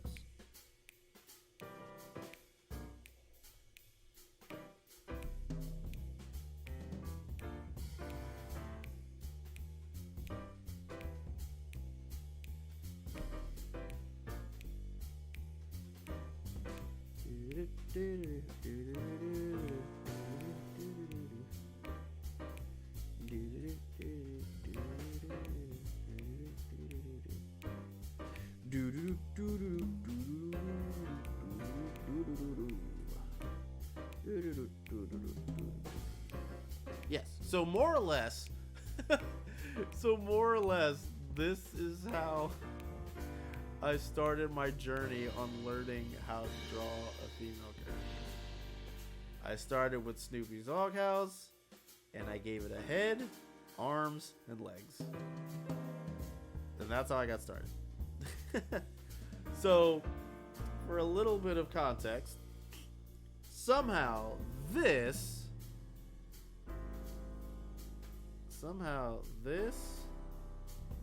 after years and years and years of practice, where is it? Hold on, I need to find the right image. Well, I guess I can just use this one. Somehow that turned into this. Somehow, some way, this became that. It took some time, but that's what happened. There was actually another image I wanted to use. I'll go the easy route and just go to my which column? Yeah, this one. Yeah, that somehow became this. It somehow became that. And all it took was for a young high schooler to take Snoopy's doghouse and put a head, arms, and legs on it. And then we were able to come up with this sometime down the road. So yeah, that's how your man McAgee3 learned how to draw girls. More specifically, learned how to draw Navaya. Because in terms of Navaya herself, after figuring out a way to draw a female character and also kind of refining the idea, so instead of it being Snoopy's doghouse, I kind of rounded it out more, right? And then made the body a little bit thinner, you know, just connecting stuff. You don't believe me? Why don't you believe me? I'm looking at it. Uh-huh. Where in the world does that look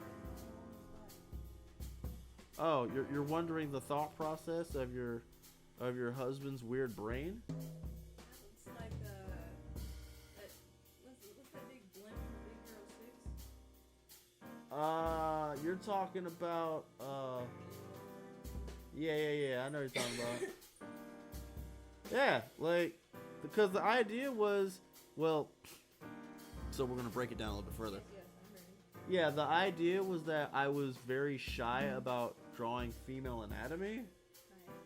So, once again, as I stated earlier, I had to use some sort of visual reference that I was comfortable with drawing.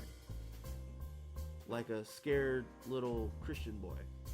So So, you're telling me that this originally started out as this? yeah, this right here was originally this. Yes. Yes. Yes. This up here was supposed to be the memories. That was the only way I could. This is the only way I could comfortably drawing it without feeling awkward. And then this right here was like the lower torso. And then arms, legs, head. Even on the hands, I've always struggled with drawing the hands. I usually just tuck them behind and draw. Right. But yeah, like we did this, and then So that's a woman. this is a woman. Yes, this is a woman. It's always weird when, cause like one thing I'm kind of happy that I still remember how to draw this, even though it was so long ago. And the reason why I'm always happy is because this is one of those situations where you see how far you've come, where you start out as just some kid in high school who was afraid to draw boobs to literally drawing a woman wearing a lace halter cutout mini dress on the beach while she's enjoying herself, getting with the sun, right? Like it's like, and that's something that's a very important like life lesson, right? Where you take something you've done in the past and look at where you're at now, right? Like I'll keep it within art, because in art it's really important to keep track of that sort of thing, because it's real easy to get discouraged when it seems like you're making no progress whatsoever. But then when you actually take the time to go back and look at where you started, and then look at where you're at now, and it's like, yo, like I might not be Akira Toriyama, I might not be Oh Great, I might not be Fruits Basket, I might not be Natsuki Takaya, right? But what I am is McAgee3, and I made this. I made this on my own.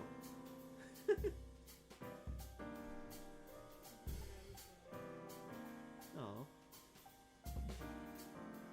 Well, shoot, you did better than me. You at least gave them a recognizable human body. No,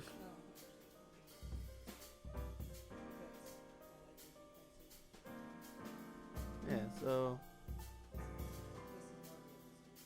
You know what? I'm actually going to save this. Save it. I'm going to call it OG... OG Novaya. Okay, now I'll close it. But yeah, like, you just have to... Like, it's really important to see...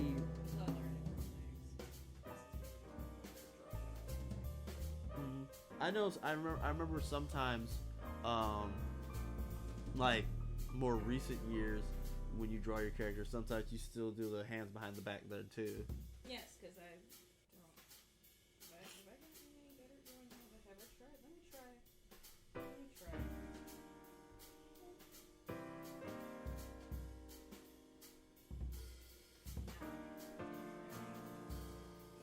That's all I can do.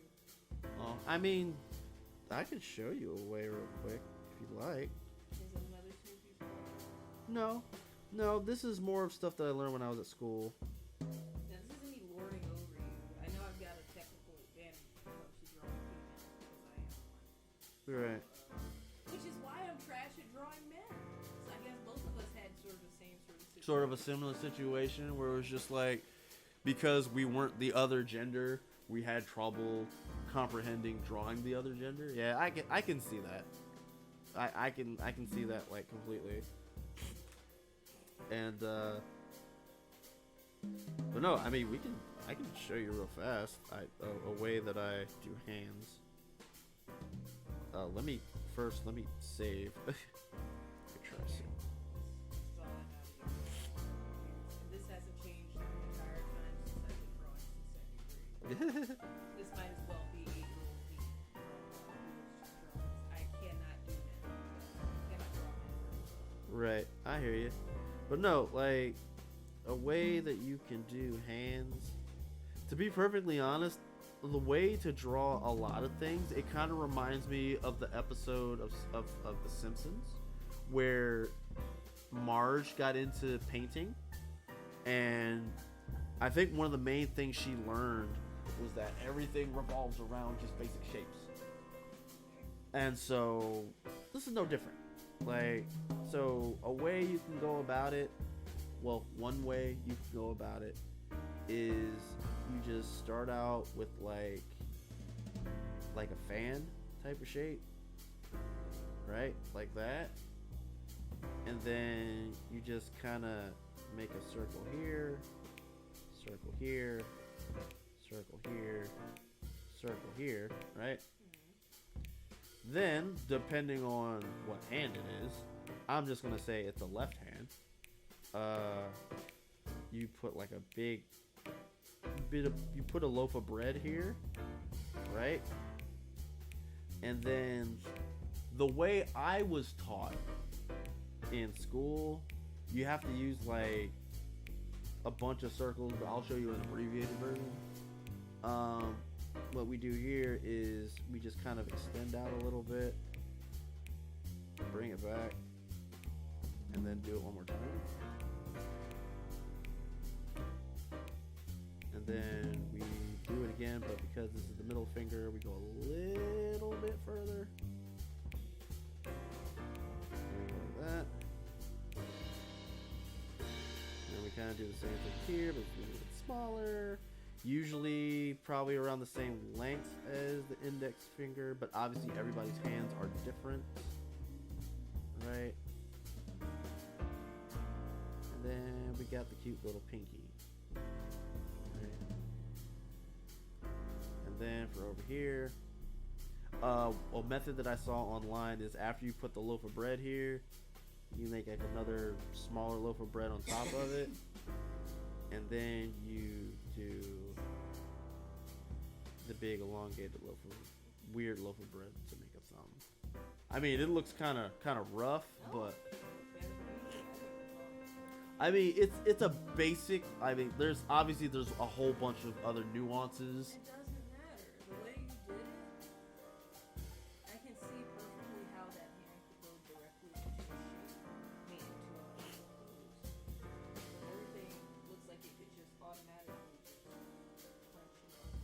Right. And it's like in school, what they taught me was you're actually supposed to do 3 sections, based because it's like the joints. You've got joint 1, joint 2, joint 3. Well, I'll show you guys. Joint 1, joint 2, joint 3, and then of course you have the tip of the finger. I just do 2 because I'm doing comics, and it's like It doesn't need to be super hyper realistic. right, because that's not what I'm aiming for. Unless there's a scene that requires the hand to look super realistic, that's not what I do. But yeah, it's like a simplified. Like the main thing is just start with shapes, and actually, I'll take it a step further. Like obviously, I'm doing this digitally, so I have a few advantages. But the way you go about it is when you do the shapes, you do it lightly. See how I faded it? So then what you do is you draw it lightly, so then when you go back over it again, The actual overlay yes you do. is not as noticeable.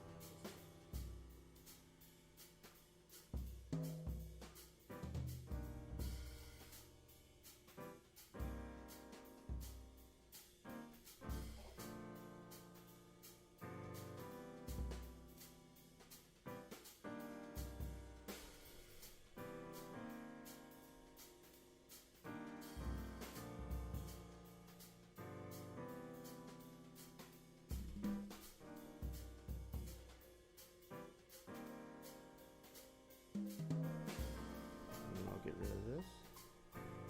You have a hand. That's awesome. Yeah.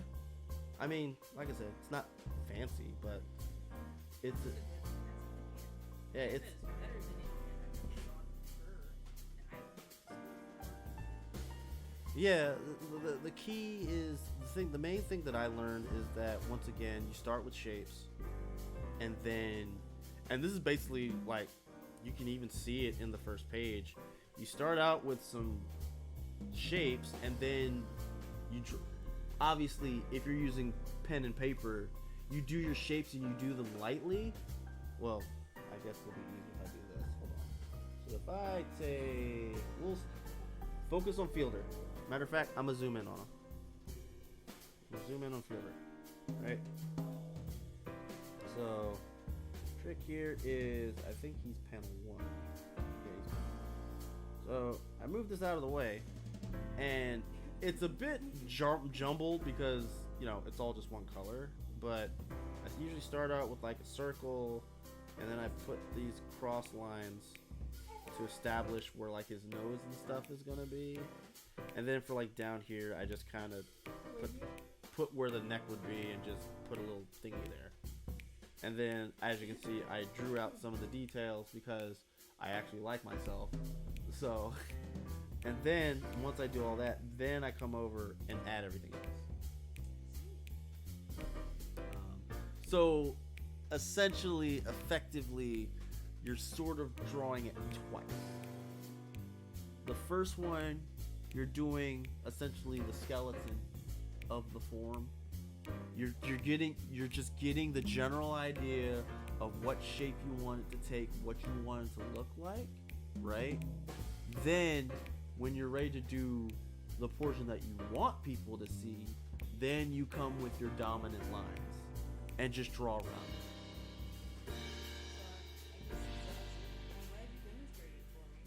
Mm-hmm.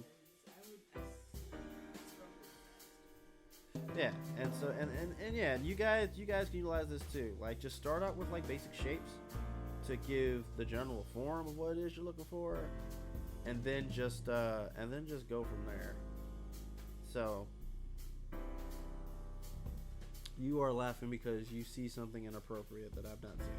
No, it still looks like a dress. Oh, it still looks like a Or dress? shirt. Oh, okay. It's like a Rorschach test. Uh-huh. I'm looking at it and I'm like, it still looks like a very beautiful Renaissance thing. I don't know why. Also, thank everybody joining the stream. This is the June 2023 edition of McAgee3 Meetup. Our guest is myself. Q&A session. And we're also working on the first page of Blue Ninja: The Story of Divide, episode 6. It's been a whole year since we finished episode 5, and now we're finally starting episode 6. Huh? Incentive in terms of what?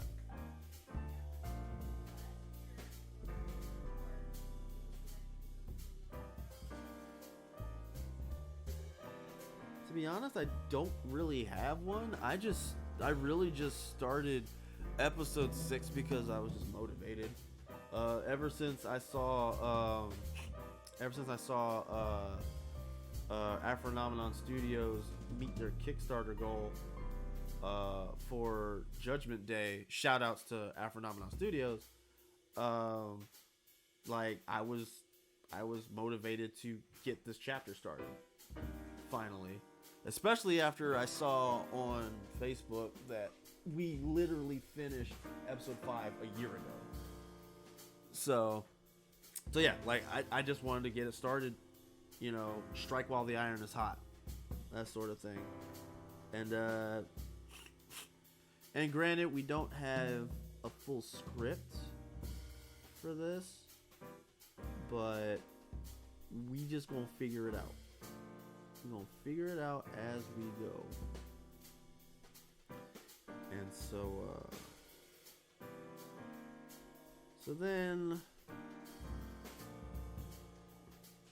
so how did I come about with starting Blue Ninja? Well, interestingly enough, we first got to start with why did I start doing comic books before we go into Blue Ninja. Once I actually just started drawing in 2nd grade, I never really, to be perfectly honest, looking back on it now, it feels like a lot of the reasons why I did some of the things that I did in terms of my creativity was because I never had them to begin with.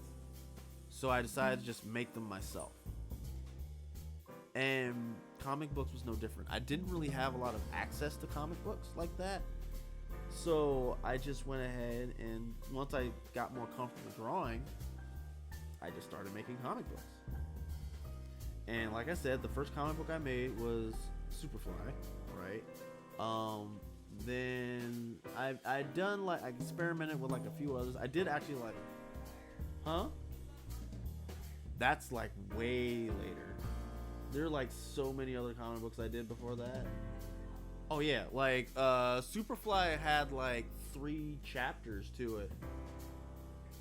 I mean, literally just saving the damsel in distress. It was Superfly when he first got started. Like, so it was like the first one, it was just Superfly by himself. The second chapter, it was Superfly and he had a friend with him. So they both went and saved the girl. Now, the thing that set it apart from like Double Dragon was that they didn't have to fight for the girl at the end. They just saved her and that was it. Right? And then I think the third one, they were a squad of 3.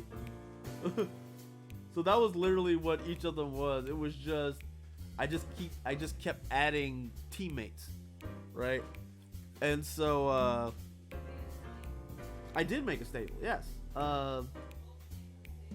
I would like literally, I'd have to dig it out and look at it again because I don't remember at this point. I remember, I think we got it up to 4 members, and I made a base for them because, you know, boys like to play G.I. Joes and have bases. So Superfly and his gang. I think he just did a dive bomb attack or something. Well, yeah, they're wrestlers. Wrestlers always become friends until they're enemies. Like I said, they're friends until they're enemies.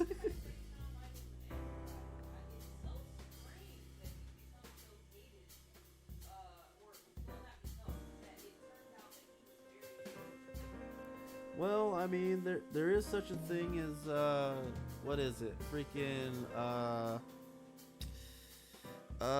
politics in the wrestling business.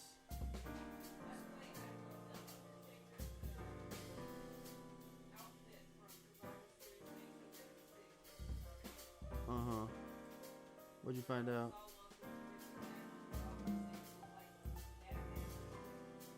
Uh-huh.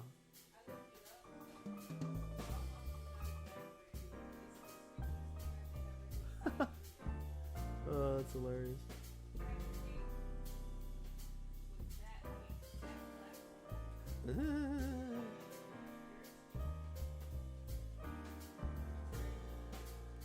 That's fine. So, started making comic books. Superfly. I'm pretty sure Knife, back when he was a face, had a comic book as well. Matter of fact, yes, he did. I had worked on some comic books with some other people. And by working on comic books with other people, I really just mean they dictated what the story was and then I just drew it.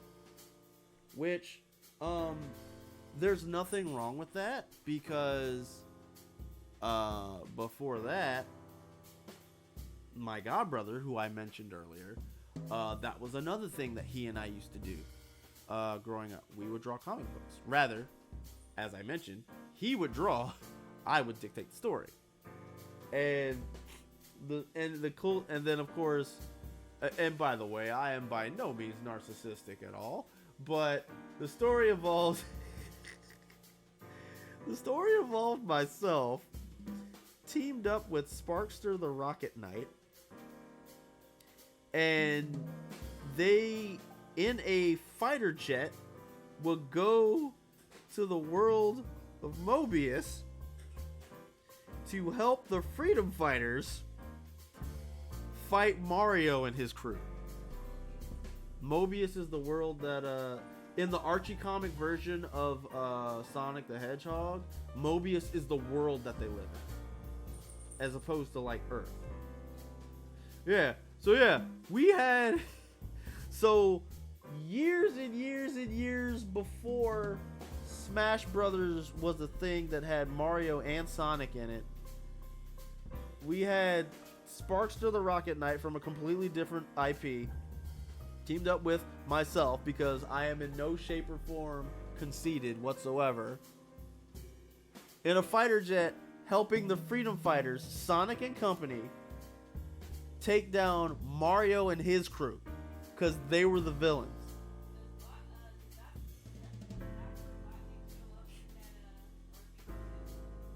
And the Archie comics, yes, he does. Like, I think every iteration of him shows up in it because it's Archie, right? But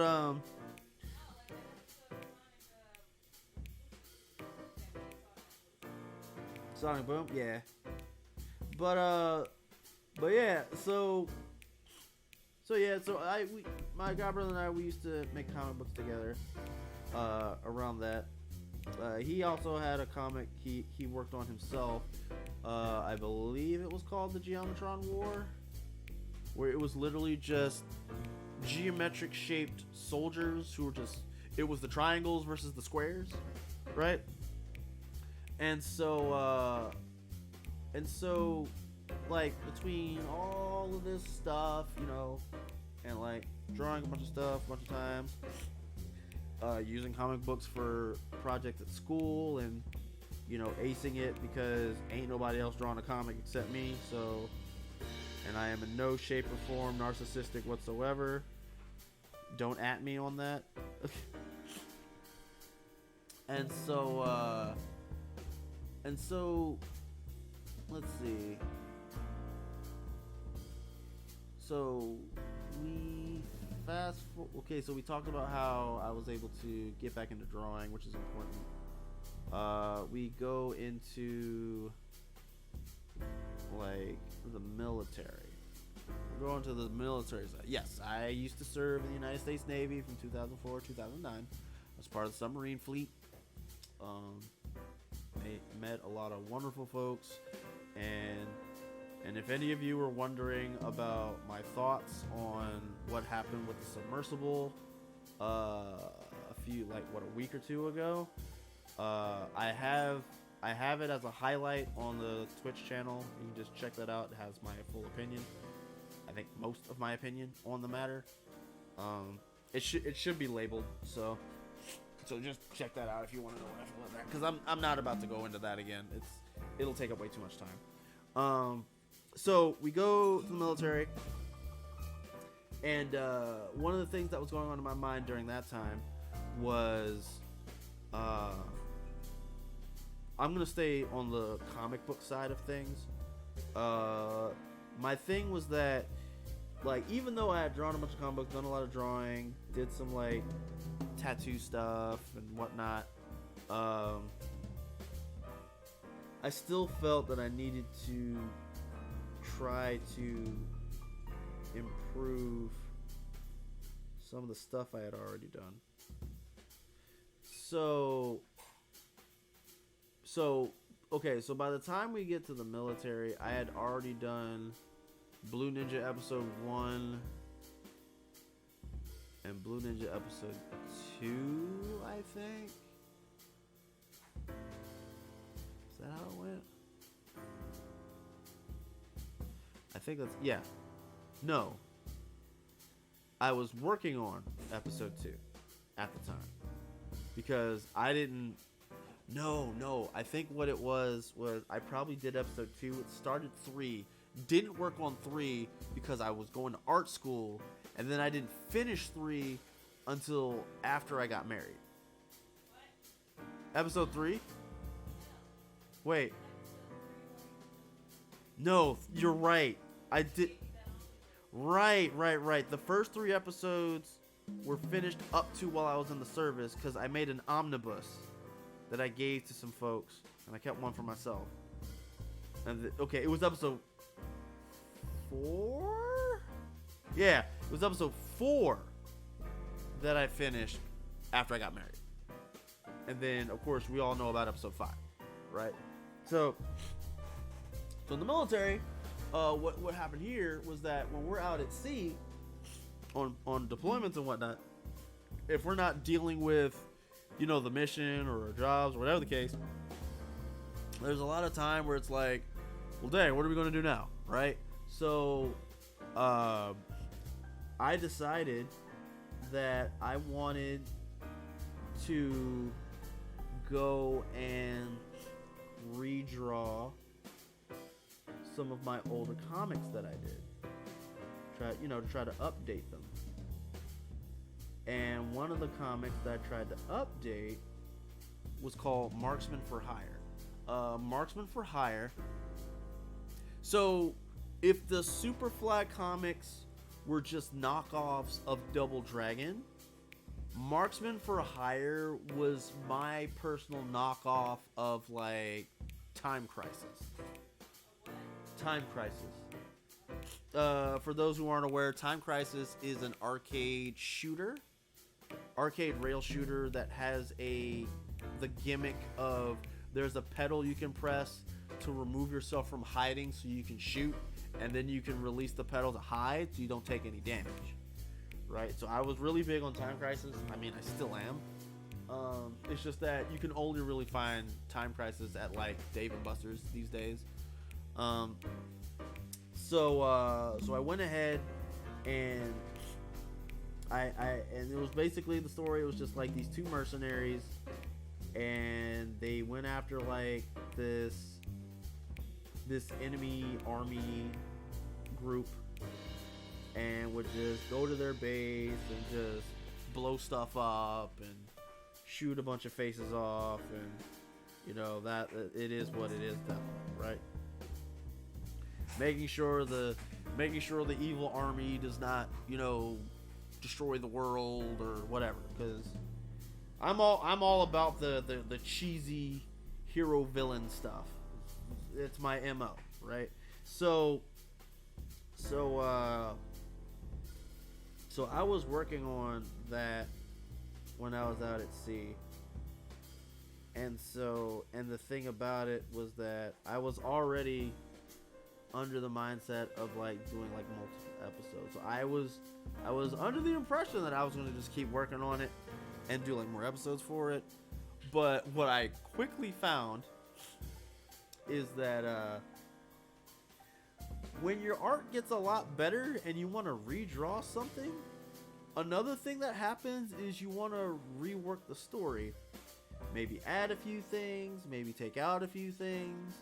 So then what you end up with is, or at least in my case, you end up with a situation where instead of you redrawing the original story to its entirety, you redraw it up to a point. And then you have to do it to be continued. And it was just like, because I worked on it, man, and I did all these different things, man. I was just so proud of myself for the progress that I made. And then by the time the comic book was done, I was like, oh wait, we're just now getting to the enemy base? And I'm out of pages? Oh no. Oh no, bro. Like, and then like I was just like, well, drat.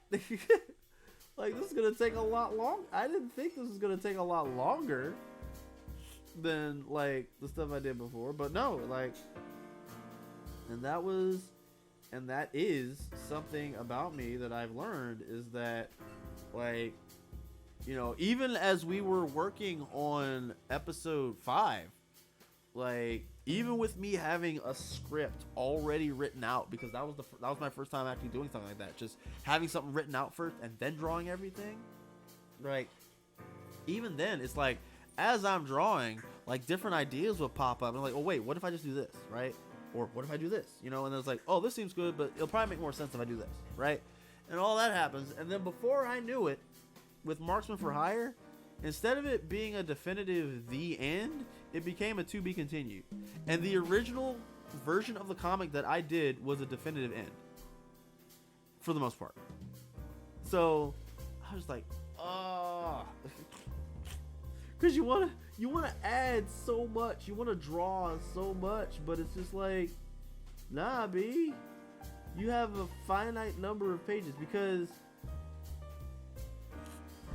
when I do comic books, or at least when I did comic books with pencil and paper, what I did was I would take a bunch, I would say about 15 sheets of paper. I would take 15 sheets of paper, fold it in half, staple the spine down, and then I just fill it out. That's how I made it. So, because I did it like that, I had a finite number of pages. So it's like, I would have a bunch of ideas, but based on where I was as I was working on it, I have to like make omissions and all this other stuff, because like, well, dang, I don't have the flexibility and the luxury of adding more pages because I've already stapled everything. And that was definitely the case with Marksman for Hire. So it ended on like a cliffhanger. And spoiler alert, I haven't really worked on it since then. I kind of put all of my creative eggs into the Blue Ninja basket. And to be perfectly honest, that's perfectly fine. Like, because to be fair, I do know that at some point I am going to want to maybe rework like the first 3 episodes of Blue Ninja. But maybe what I should do this time around is maybe stay closer to what I already have in place, as opposed to trying to add a whole bunch of stuff. Cause like there's a like, if you all have read like all the issues of Blue Ninja, which can be found on the DeviantArt page, deviantart.com/McAgee3. If you've read all the chapters, you guys already know that like there is a huge tone difference between the first episode and then the 5th episode, you know, and everything in between. Like, cause like when I first started working on Blue Ninja, like I had this idea in my head and I just wasn't sure how I was gonna go about it, so I just went at it and whatever. Because like in the first couple of episodes, daggone Mike Saber, which is one of the characters from Marksman for Hire, is like on like the very first page of both of the books. He even freaking says in the first book that he has nothing to do with the story. Obviously, me looking back at it now, I'm like, why did you do that? That didn't make any sense. I mean, ideally, I like in my head at the time, I had full intention of having Mike Saber show up in the story later, right? But once you get to episode 3, that's when Mike Saber is just completely omitted from the chapter entirely. Because by the 3rd book, I realized, wait, why do I keep putting him here if he's not even in the story? And I know he's not just going to be just some narrator style character. So I just stopped doing that and just did what I probably should have done in the first place, was to focus more on the characters that are actually involved in the story. So in the 3rd chapter of Blue Ninja, instead of Mike Saber's face, you see well, no, I'm talking about the beginning. No, you see the characters that are involved. You see Navaya, you see Rakusho, you see Azura, and I believe you also see Knife, if I'm remembering correctly. And so and it's like it shows an image of them, and then it has like a little blurb of like their name and who they are, like a small little snippet, right? And then that's when I started focusing more on that. And then I kind of like how that went. So when I started on episode 4, I did the same thing. Only instead of it being like everybody, it's just it was just Navaya, and later on you find out it would be Core, right? Because at the end of episode 3, man falls off a cliff, blah blah blah blah. If you don't know, please go to the DVR page, read the book. It's awesome. Right? Albeit it's a bit jarring once you get through episodes 1 and 2. Once you get episode 3, yes, this isn't daggone Black Clover where you gotta wait to episode 50 in order for the story to actually be relevant, right? You just gotta make it to episode 3, and then you're fine, right? For the most part. Yeah, so I've tried to, like, the main thing was just trying to focus the story more around, well, I mean, literally the characters that are involved, instead of trying to do a balancing act of like a bunch of other I'll say gimmicks, so, and so like I was working on that when I was in the service, and as I was working on it, because I was working on it, I had a lot of the guys on the ship approached me about doing t-shirt designs and tattoo designs and like just straight up just generic designs to use for like their division or whatever the case. The Spider Master, hello. How are you? It's so nice to see you. Welcome. How are you? Judging by your name, I'm going to trust that you probably saw the latest Spider-Verse movie.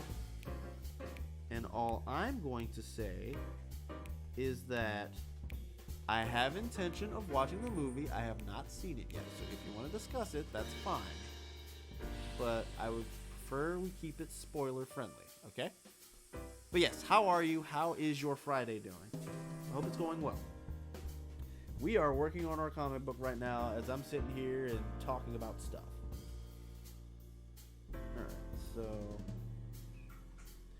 yeah, so I was able to, I did some tattoo design for some folks, some t-shirt designs for some folks. I did a couple of t-shirt designs on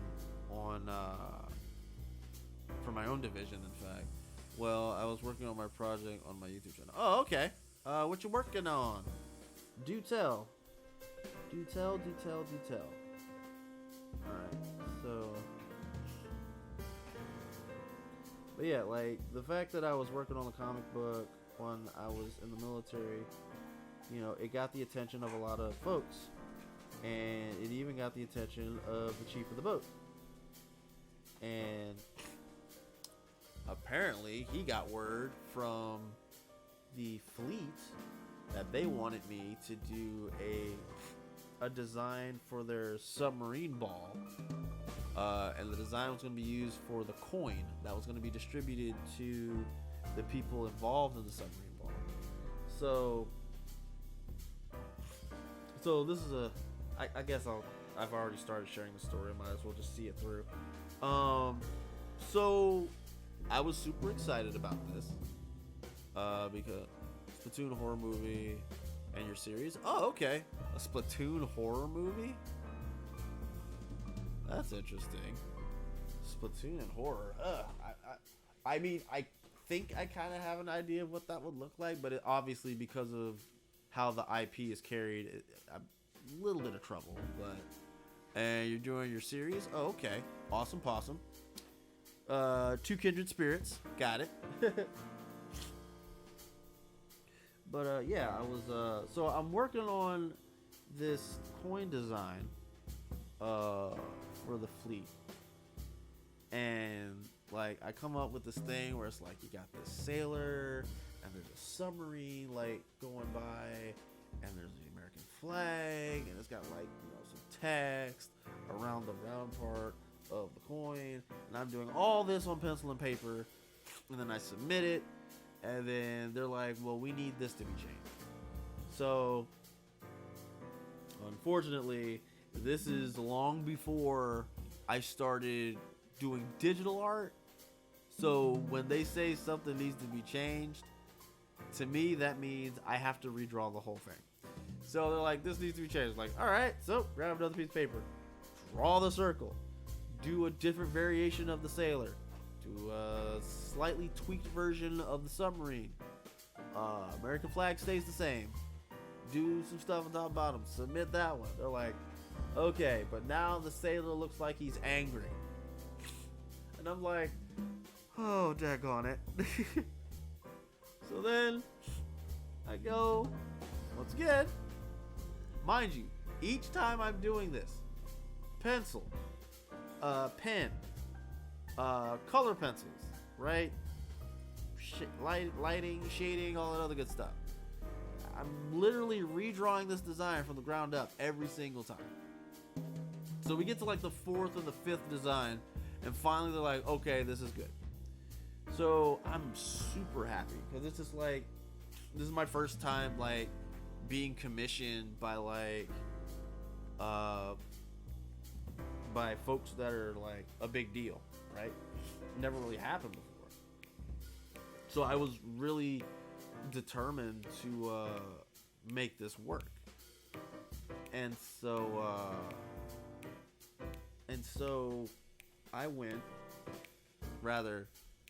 I go to the submarine ball, and then one of the other things they said was that you know, I would get credit for, you know, working on the design, this, that, and the third. So I'm super happy. I really want to see how this coin turns out.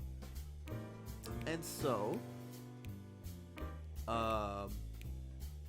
some time goes by. Don't really get a peep at anything. But time goes by, and then finally, coin comes in. I grab the coin. I take a look at it. Out of all the elements that I drew for this design, the only element that stuck was the submarine. That's it. What made it worse was that this version, the coins version of the submarine, was so painstakingly generic that I wouldn't be able to take credit for it even if I wanted to. Right? And so then the explanation that was given to me was that it would have been too expensive to use the design that I had made to make the coin.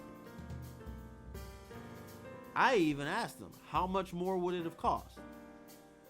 they were saying something along the lines of like $500. I'm like, I could have shelled out the $500 if it meant my design was going to be made.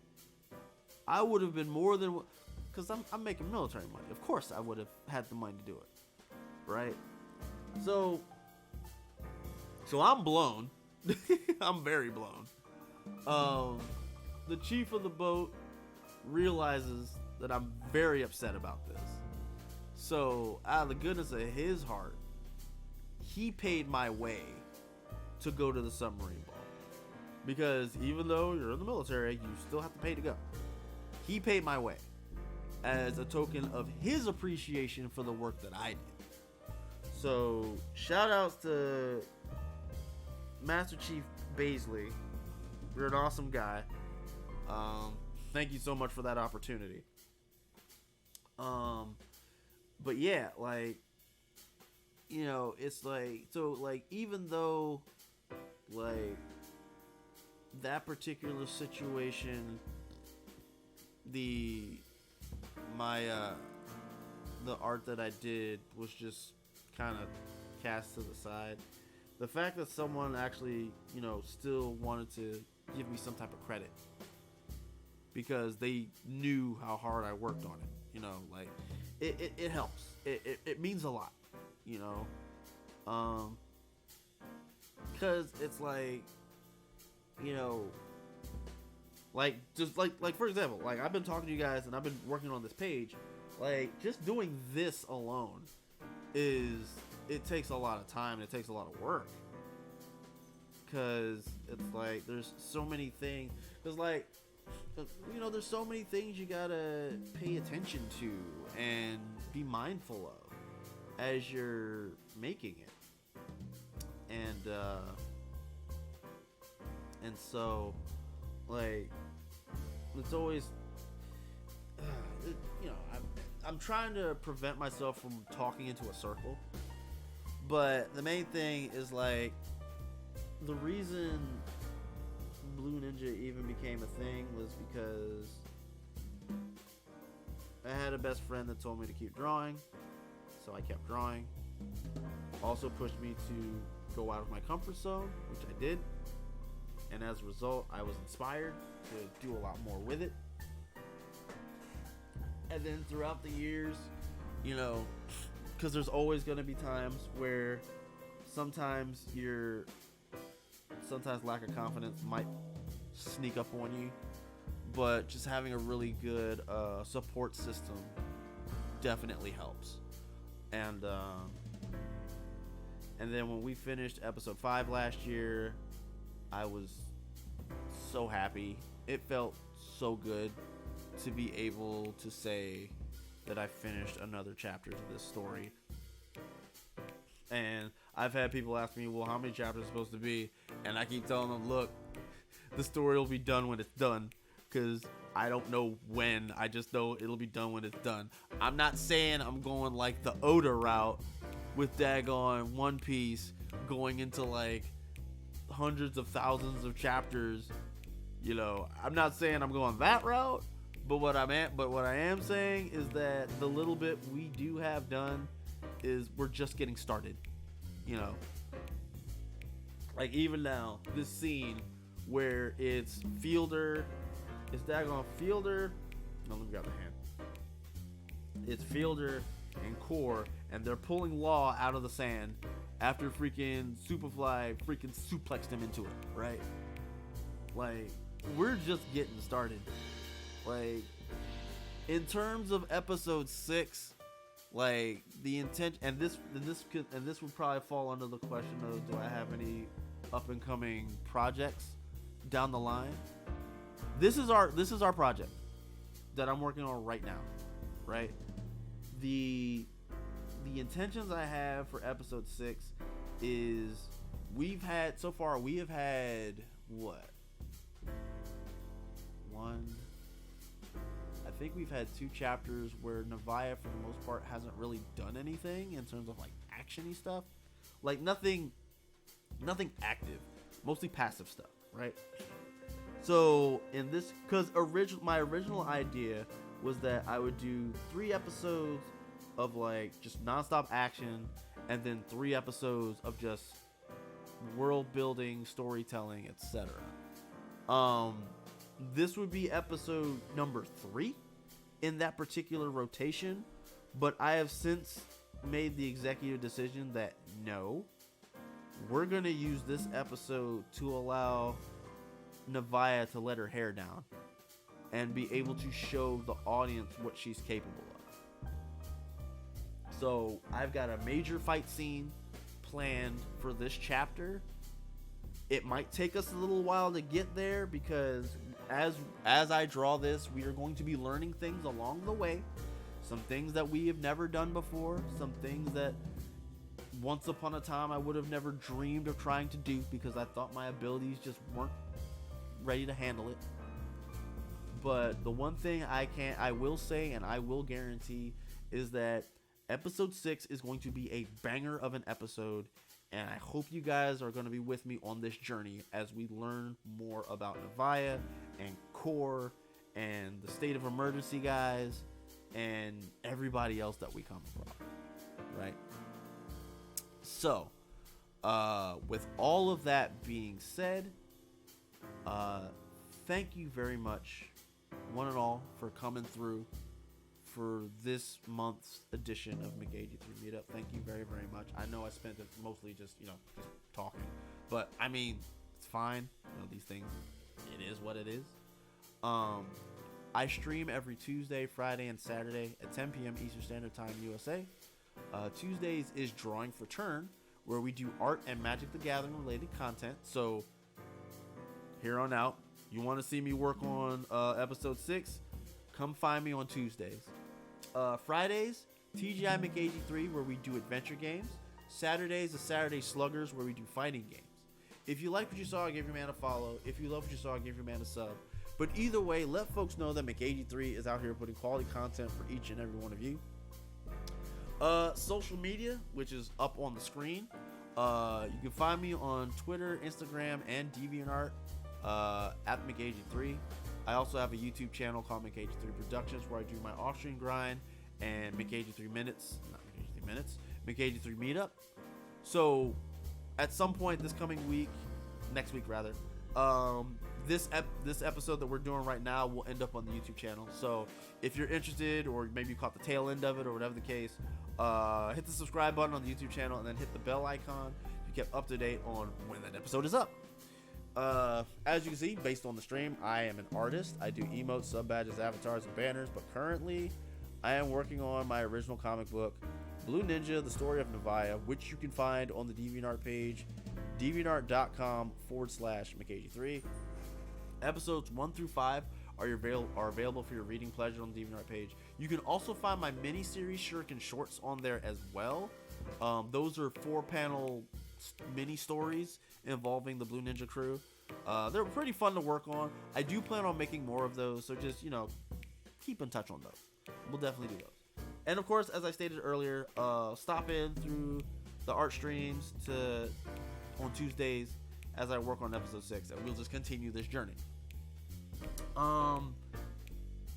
You guys are awesome. Thank you so much.